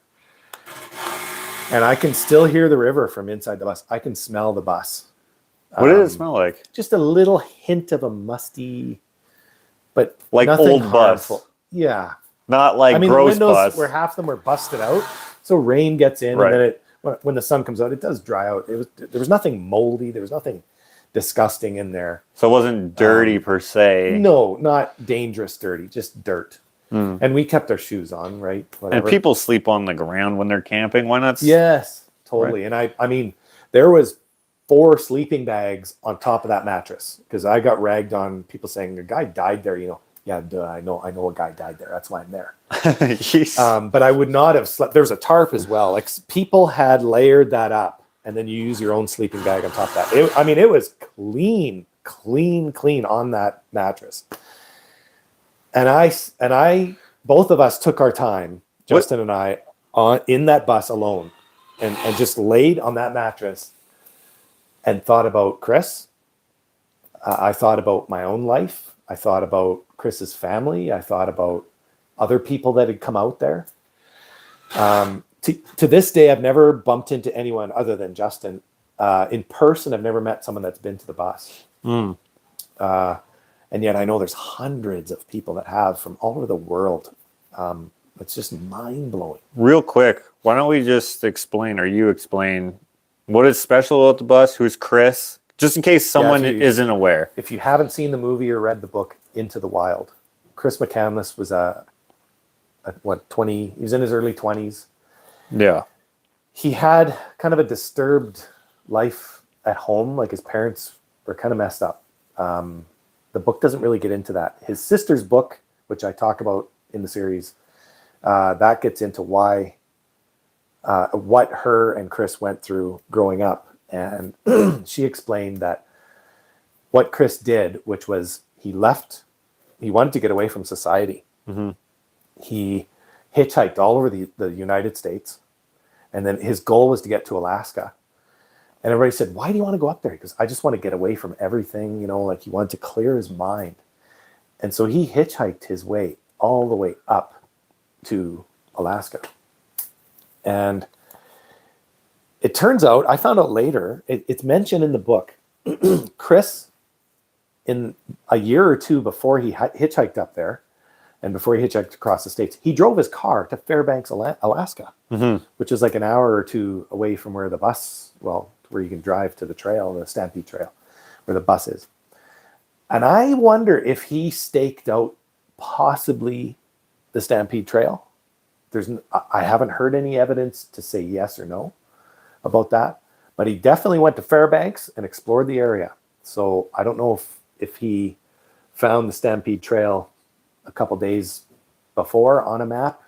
People have mentioned that. Yeah, because he didn't purposely go to the bus. No, he stumbled on it. He didn't know it was there. Yeah. So he hiked for 3 days, 2 nights and 3 days down this Stampede Trail, which is almost totally gone now. It's washed away and flooded. Explain what the Stampede Trail is real quick. So the Stampede Trail was built to go out to a mine, which is past the bus, past the bus. A big mine at the time. A pretty big one. And I could be getting these dates wrong.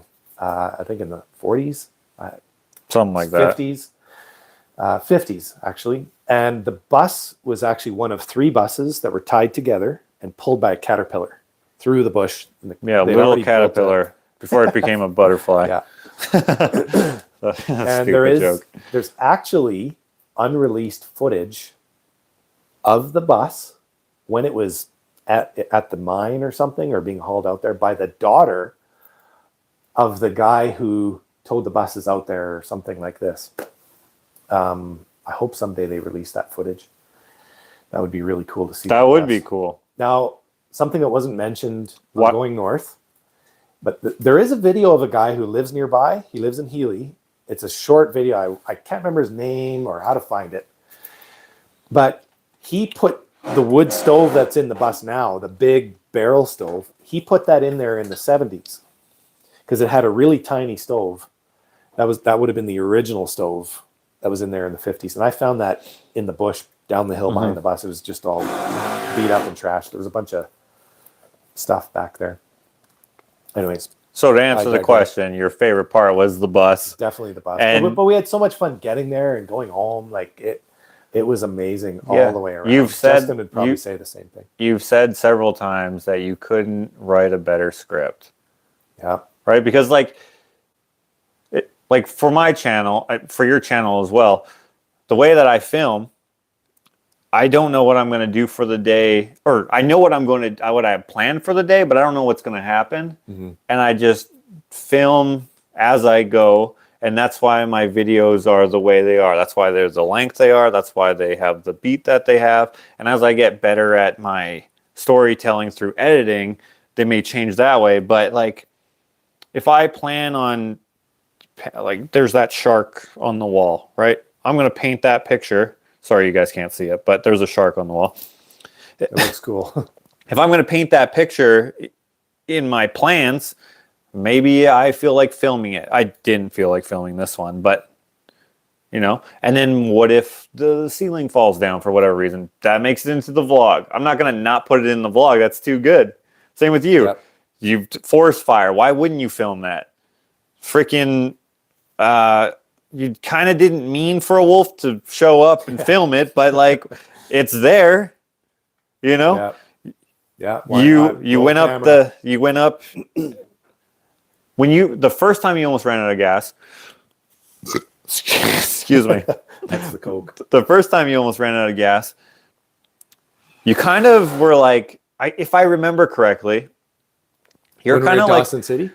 Yeah, I think so. And you were just like, let's see how far we can make it. I was like, dude, why are you still driving? Because like, what if you get stuck? I guess you could have just or did you already set up your campsite? Yes, we did at that point. We had set up our campsite. So how we would have had to walk on where you ran out of gas, and then in the morning you would have had to walk to the gas station, to the gas station, get a can, go back to the car, go back to the gas station. And it would have been a fair distance. That would have been good for video. Oh, though. Totally. Maybe that was in the back of your mind. Maybe you're like, if it doesn't work out, at least it's good video. We did have gas in the jerry can. And you did? And I knew that. Ah, yes, okay. And Justin knew that. We didn't say it on film because we would have just filled up the car and took off. But okay. So it wasn't as risky as it looked. But it, okay. See, there's a difference. It would have inconvenienced us. We for sure. Had a few laughs about it. Right. Exactly. But that is the only classic car I've ever seen, even outside of any vehicles that I own, that has a very accurate gas gauge. They're usually way out of whack. Yeah, but weren't you? Sometimes even from the factory, they were out of whack. You were on E though for a while, right? Yeah, but I mean, that's indicative of go fill up with gas, right? Like, my Mercury Cyclone, the '68 Cyclone, you can fill up the tank. It'll never get higher than 3/4. Oh, okay. And then I ran out of gas one time, and it was above E in that car. So the E doesn't really mean empty. It means on those old cars.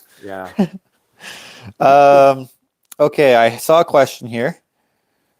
I'm watching both boys at the same time, me and my brother, I guess. Okay, so I should have paused it or stopped it right where I saw it. I wish I could juggle. I could entertain you guys. Right now. Yeah. What the heck? Where is it? There's a lot of questions there. Well, some of them are just comments. Okay, how about this? Okay, I can't find the one I was on. Oh. No, I haven't seen the latest vehicle Alex has. I haven't seen it. Dude, next time I go to his house, I'm going to be like, yo, okay, if Ryan comes, because you should see his garage. I don't know. I don't want to say because I'll tell you after, but I haven't seen the videos where they moved in and all that. I've been kind of up to that just before that point. I don't know what he's shown on camera because I don't really watch his videos too often, but I've been to his house a couple times, and the last time I was there, I was just like, holy sh! It's like really? inspiring, dude. And it was inspiring for Ashley too, because she was like, well, I'm kind of sick right now, so things are a little shitty. And I can't really do anything about it, but it's the inspiration is still there where you're just like, I need to work harder. We got to do this. We got to do that so that we can. Yeah. I'm going to have to watch that. Well, did you meet Kareen, Chris's sister? No, I haven't. I've tried to email Kareen numerous times and I've got nothing back. I kind of wanted to, I don't know, maybe I don't want to know what she thinks about. Maybe she doesn't like it. I don't know. I tried very. I think you were, because like anyone could go to the bus, right? And people obviously left trash. People broke the windows. People shot holes through the bus. Right. Like there's videos of people out there. Like when Justin and I walked up to that bus, we were kind of being quiet, almost like you're in a church. Like I felt something there, as weird as that might sound to some people. I don't know. That I believe came across in the film as showing a level of respect, and just the way when we go in the bus, we were like whispering. Yeah, because it's like a memorial site in a sense, guy right? Died there. We knew that. You know, and the family had come later and put up a plaque on the wall inside of the bus. They put one outside of the bus, and we didn't know Chris personally at all, but his story affects a lot of people. It affected me, affected Justin, everyone in a different way, probably. So yeah, and here we are. We're standing in that bus. I don't know. It's pretty amazing. It was very, very amazing. How tall is the guest? The camera makes him look a foot taller than he is. Taller than me. I'm sitting on a chair that's higher, but his chair is higher, yours. And he's on the frost heave. I'm on the frost. There's a crack in the floor. Yeah, but hold on. There we go. A bit. Okay. Martha says and agrees. You were both very respectful, you and Justin. But Bradley asks, I don't remember how many days and nights did it take to make the going north series? To drive the home on day 11. If anyone's driven up there, other than the time, like we kind of chilled out at Dawson City. That was like a little bit of a holiday for us. We spent 2 nights there. Yes, I'm just over 6 feet. So I'm trying to think. So I'd have to go. It's been so long since I've even watched Going North. I mean, I don't watch Going North. You made it. I love it. I think about a year ago, I think it was last summer, I watched most of the episodes. And the bus one still gives me the same Clint, feeling. you can turn on the light. It's not going to disturb us. No stress. I don't know if you guys could hear that, but he was just like clang, clang, clang. Trying to be quiet. No stress, no stress. We're gonna finish up here in a quick second, just answering the last couple questions here. So if you guys have the questions that you would like to have answered, now's the time to answer or to ask them. I'm gonna ask one last question, but sorry, finish your thought that I interrupted there. I've totally lost my. I'm sorry. Sorry. It's okay. It's sorry. all good. Thank you, Leanda. Appreciate that. She says, fascinating chat. I've seen Ryan's videos. They have been amazing. And she's from Australia. So that's good. I just saw someone said, is there another person's adventures that you feel inspired by? My wife and I both watch every week Are you ready for this? Watch this guy's stuff. Destination Adventure. Okay. He's a guy from British Columbia, I believe. He's in a motorhome by himself, driving all over the place. He went down to, he's just coming back from Mexico, actually. Okay. He went down there. His quality of film is phenomenal. He worked for a cruise ship company for years making films for them. So he's a filmmaker and he's on an adventure every week. So it's called Destination Adventure. We also watch Foresty Forest. I love that guy. Oh, people have told me to follow him. Yeah, he built his own camper van out of a cargo van. Yeah. And a 4-wheel drive so he can get off-road a bit. And almost every episode, he climbs to the top of a mountain and comes back down and then makes dinner. And my wife and I just love that guy's stuff. And another one is Steve Wallace. He's local to our area. He does stealth camping. He's inspired me to do my stealth camping stuff. So Steve Wallace, he actually lives, I'm not going to say where, but he's not far from here. Oh, cool. Yeah. I don't know exactly. I hadn't heard of him. Okay. Here's a question here. This is kind of funny. Which Musk was stronger, the bus or the car on the ride home? The car was fine because we had the windows open all the time.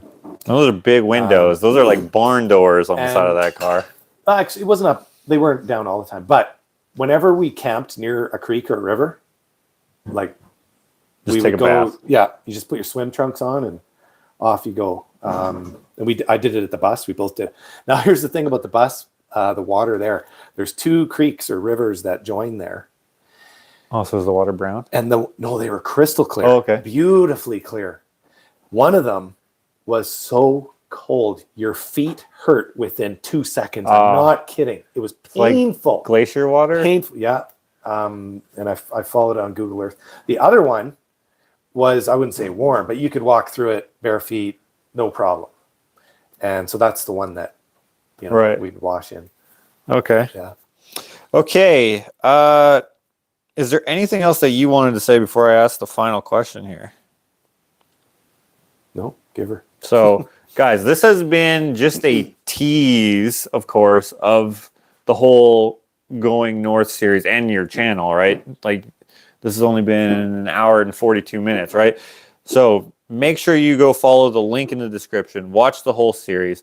What we've talked about will make a lot more sense. Yeah. If you haven't seen it. And you have 2 live videos that we did in this series that you can you get, like, it's candid, so you're answering questions that come in through the live, but you also had your own sort of thing, and then you had your fishing trip. Yeah, Going North goes fishing, right? Because you guys had planned on hopefully doing another sort of thing. So then you went fishing, and you had a little powwow, talked about the trip. Make sure you watch them all, because you'll get a lot of information about it that, I mean, I don't remember everything because I watched it when it came out. I watched it when it came out, because a lot of people might not know how we met. So your wife watched the Potter series. We both did. Okay. Yeah. Okay.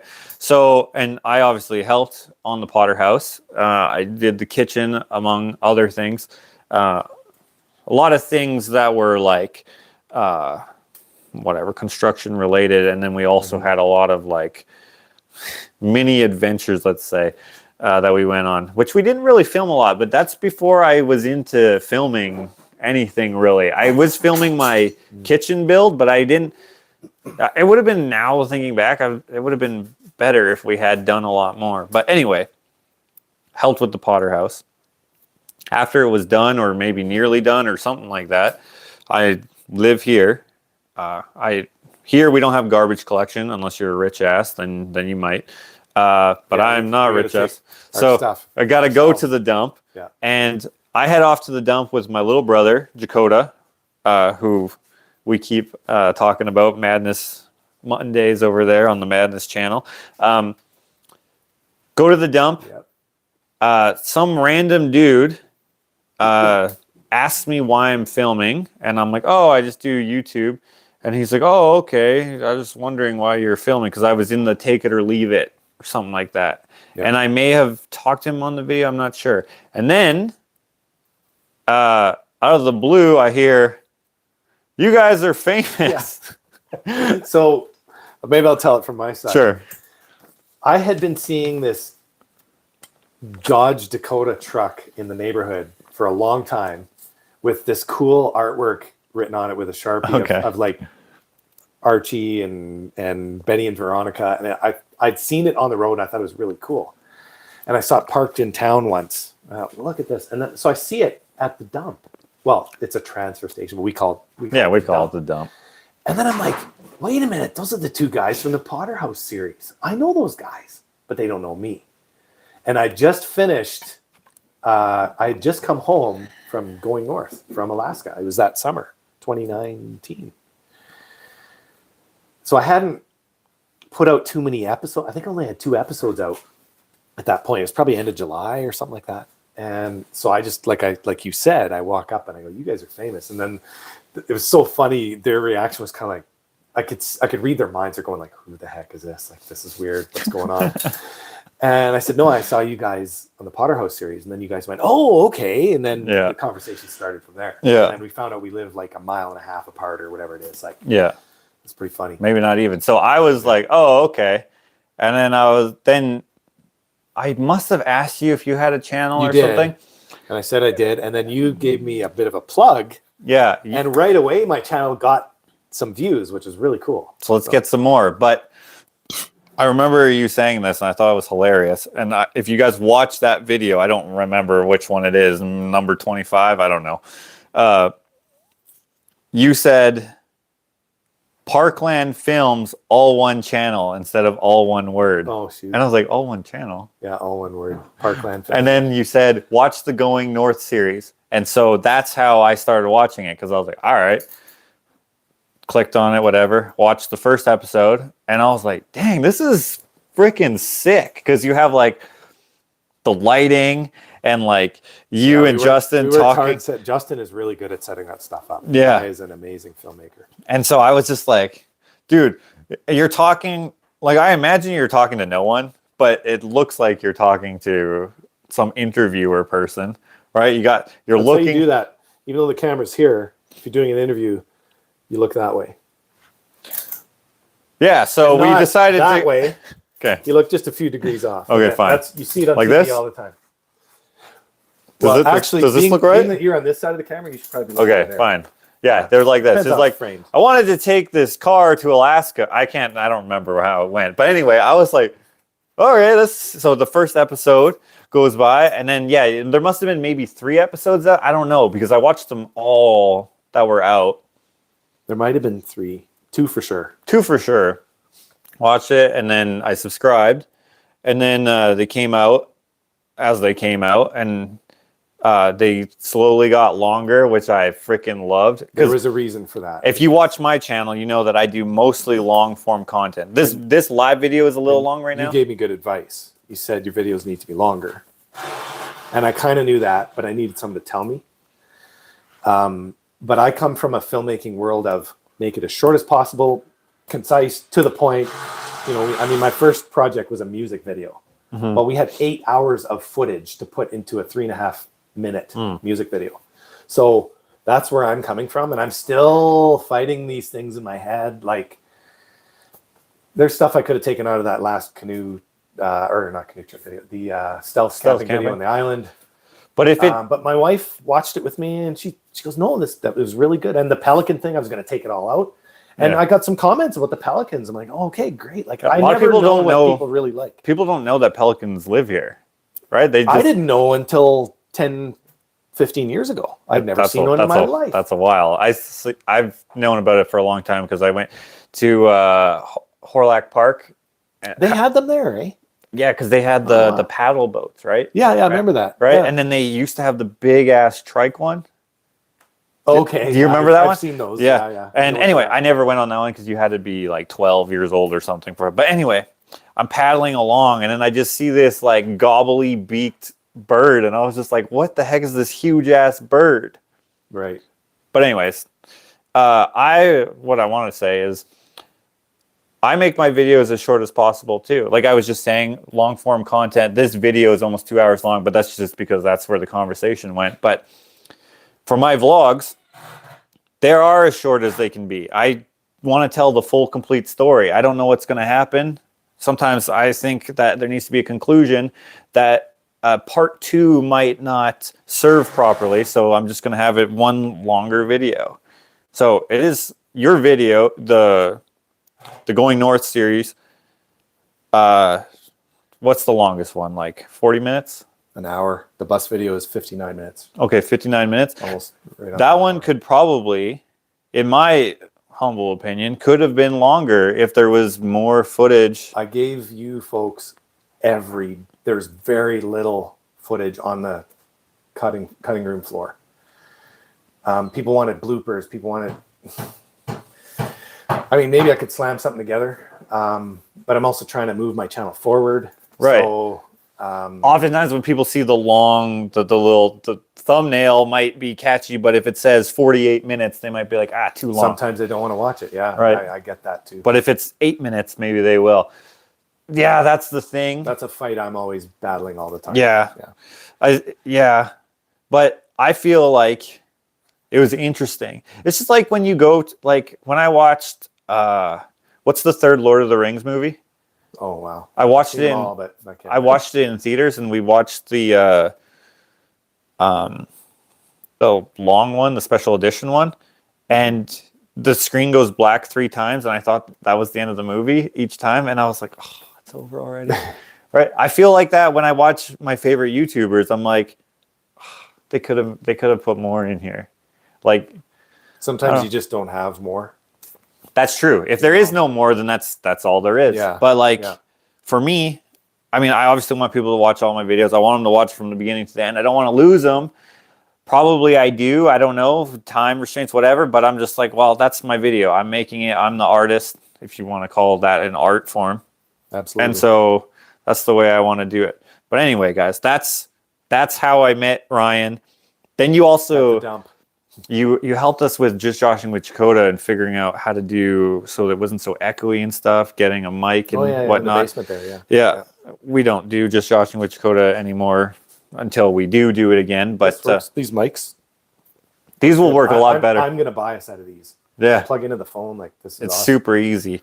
Okay, did you see any? I saw you looking. Did you see anything you wanted to answer? I've heard good monetization policy is over 10 minutes with 2 something ads. YouTube likes to put in their own ads because they obviously want to make the most money. Let them do it. I've never really gone in, and other than the bus episode, someone had a legitimate complaint. They said too many ads, and I went, dang, you're right. I took out all the ads on that episode. I said no ads. What about the one at the beginning? There's one at the beginning, one at the end. But I mean, when you're watching something like that, you do not. You don't want to mess up the beat unless it has a cadence. If there's a natural break, then maybe put it in. That's what I try to do. I try to. They're getting better at putting them in the right. I know originally they were awful at it. Yeah, right in the middle of words. It's annoying. I missed that last comment. I hope that doesn't see that last comment. Ryan is the only Edmonton channel I don't moderate for. LOL, says Matthew. So, Matthew, where do you live? He lives in New Jersey. Oh, okay. I don't even know where he came from. Well, he came from Alex's channel. I know Matthew from my channel. He comments a lot. Okay. So that's cool. Okay, Bootjack Clayshack says, I love your content. You can be my moderator in the future if you want, Matthew. Because I'm probably going to need one. He's good. What is your dream vehicle to acquire? So I mentioned earlier, I want a different daily driver. And I remember you saying years ago, what, you driving a minivan, a guy like you who's into cars and all this? And he was right. But it is what it is. Yeah, because you fixed the rockers. Yeah, because it's been getting rust issues and whatever. So I've been band-aiding it together in little ways. But anyways, what I am on the market for, but I can't find anything right now, just also due to pricing. And also because of the chip shortage, prices are stupid high, and I don't want to pay a crazy price. I'm looking for an all-wheel drive, because we have winter up here. You get this. I drive to work every day down the highway. It's like 40 kilometers. I want an all-wheel drive Dodge Challenger. And I want... For the winter, really? For all year round. All year That round. would be sick.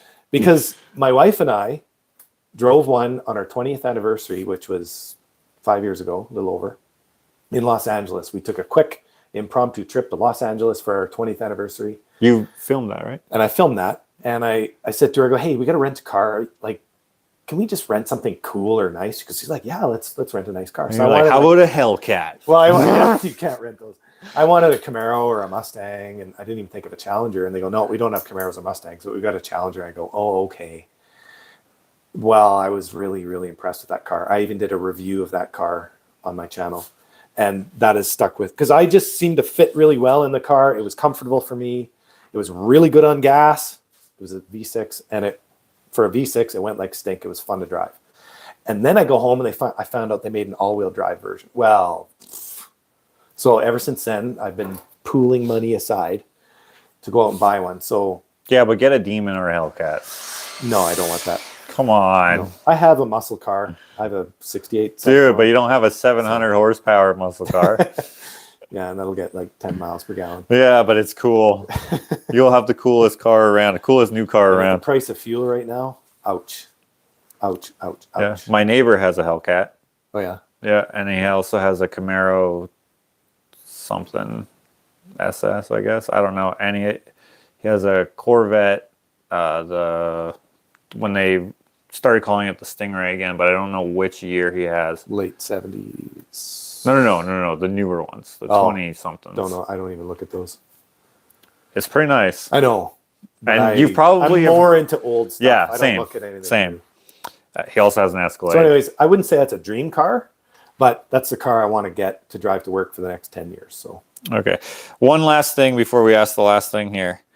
I don't really have a dream car. So I said how we met. You have your dream car. You have at least I have enough cars. like to be Adam entertained. Savage says. He usually says I got 30 in my top 5. Right. This is like me. I have so many cars that I want to get. And if you ask me what my favorite, well, my Mustang. I love those Fox body Mustangs and my pickup. So that's been my dream truck for a long time. That's been my dream car since I was a little boy. Freaking love them. I understand why people don't like them. I don't care at all. I grew up around those things. Yeah. We liked them.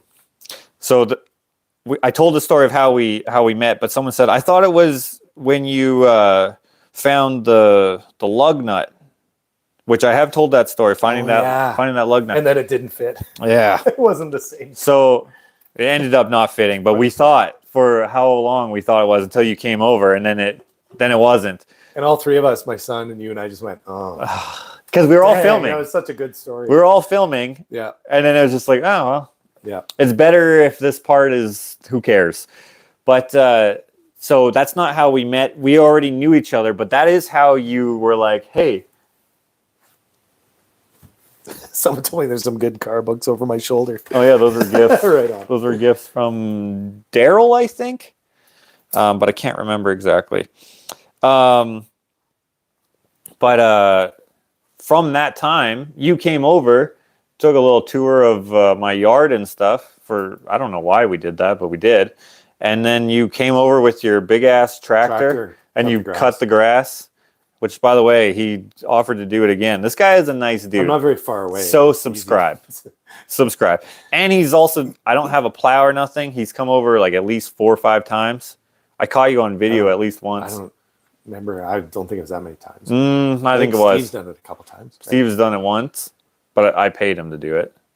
Well, he didn't ask me to pay him, but it is his business. He's Steve. He Steve. does it for work. Yeah, he does. And but we have a different kind of relationship, I guess. I think you've done it at least 4 times. Because I did it, got it once on video. One time I hopped in with you. I know I've done it, and you weren't even home. Yeah. I did it. And Okay, that nobody must around. Like I didn't phone you or knock on the door, but I just did the plowing, and then I went home, and I never saw you. So. And my neighbor Armando does it. Okay, so if that's it, the final little closing here. And who was it? Chris who asked it earlier? I can't remember. Sorry. But getting back to the going north, they ended up moving the bus. Yeah, right. And you did make a video about that as well. I did. So that obviously was a surprise to everyone except for who was doing it, because it was very middle of the night sort of thing. Yeah, it was kind of underhanded from the family's perspective, I thought. I mean, there was rumors that they wanted to move it. Sorry, Brian. Yes. It was Brian who gave me the books. Sorry, you guys both have beards, and every time I see you guys, I just think, is it Brian or Daryl? Sorry, go on. Yeah, so, there was, I wouldn't say there's anything in the works to put a suspension bridge across the river, but there was talk about it and people looking into how much it would cost. Mm-hmm. And so maybe explain that. This hike that you went on, you had to take we didn't even hike it. Right, you had to take a helicopter. You didn't have to, but you chose to take a helicopter. Because we were running out of time. Mm-hmm.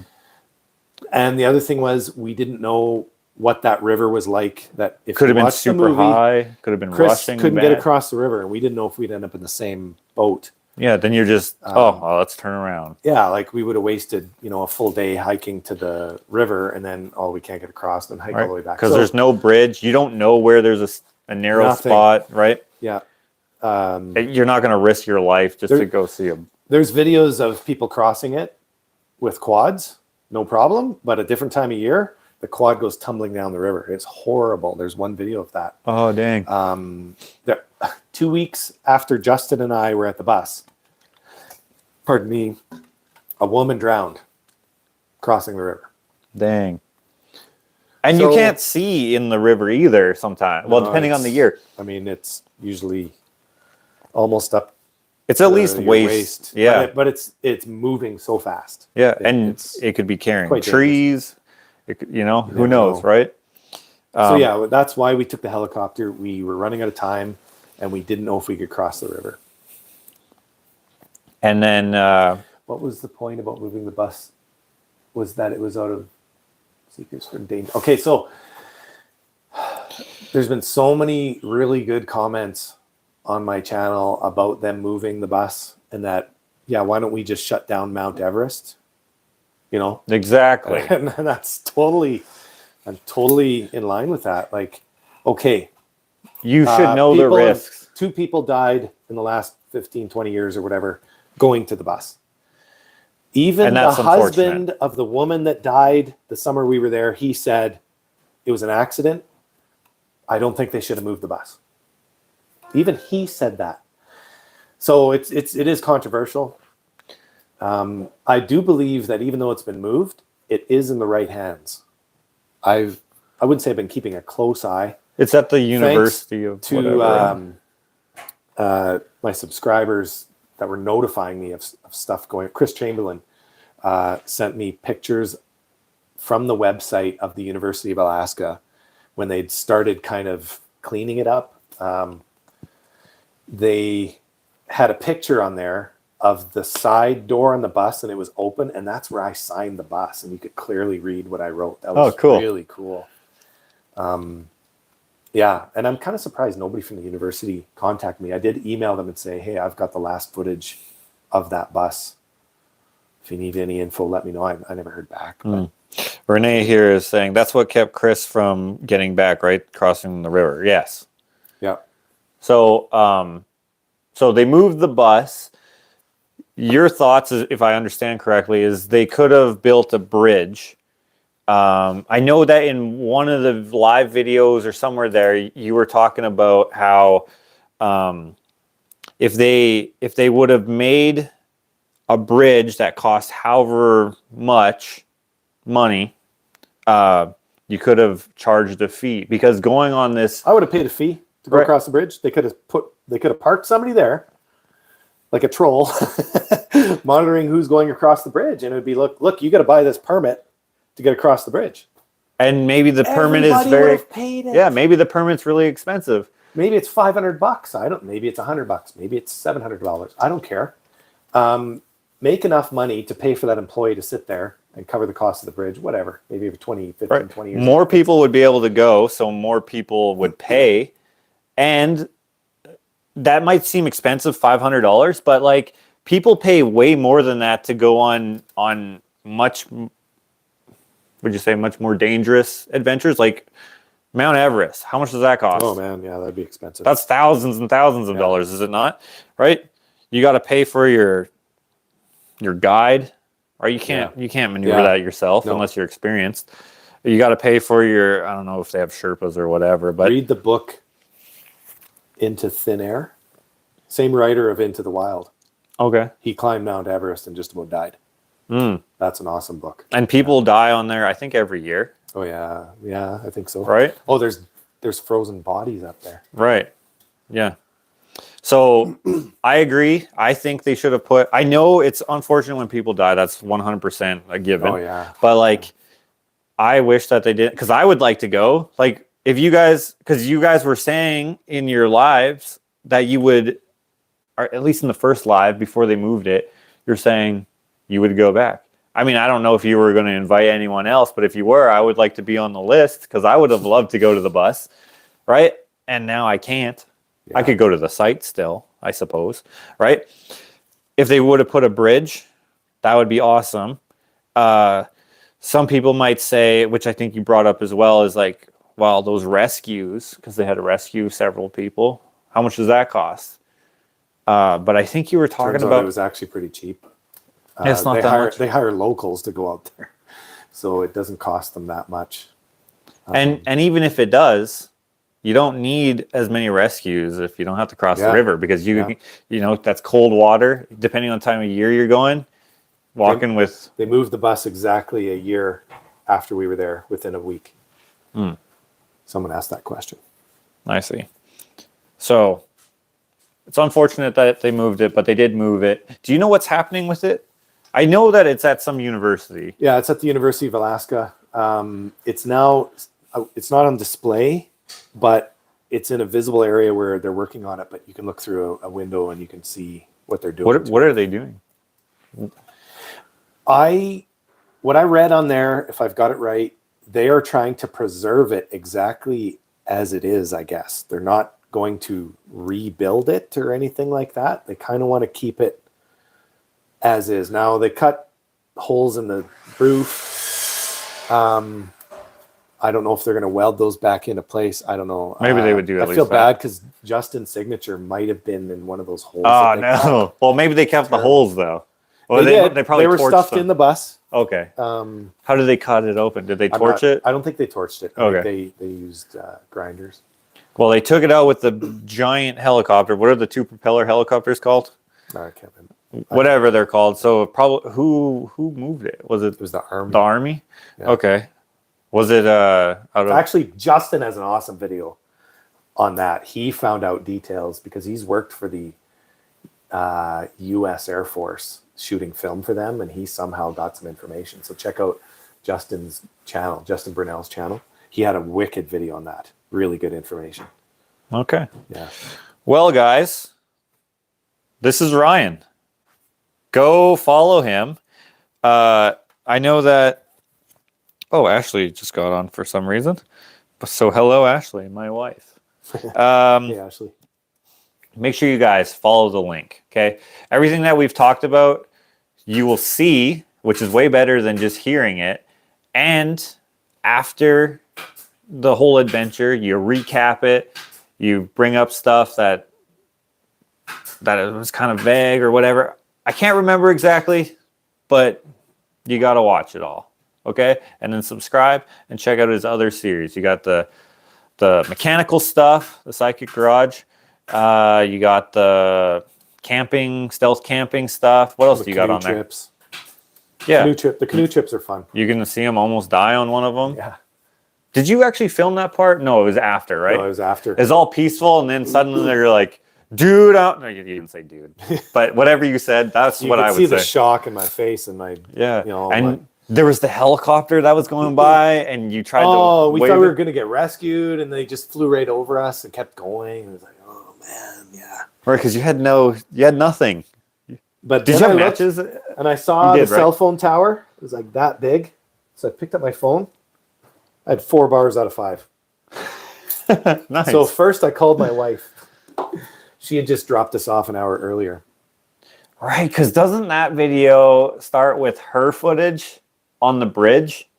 Or was that a different one? When we were picked up by the RCMP, her and my daughter took some footage. Oh yeah, on the bridge. No, that was the very first trip. Different trip, okay. Very first Because trip. they took footage on the right, bridge. and then It was she good crosses footage. the bridge, and then My family is so in tune with film. This is kind of funny. So when Stephen and I were being rescued by the police on their boat, my wife and my daughter realized, hey, we got to film them coming back, and they got me great footage. And they didn't do, as a filmmaker, this is really annoying. Yeah, it is.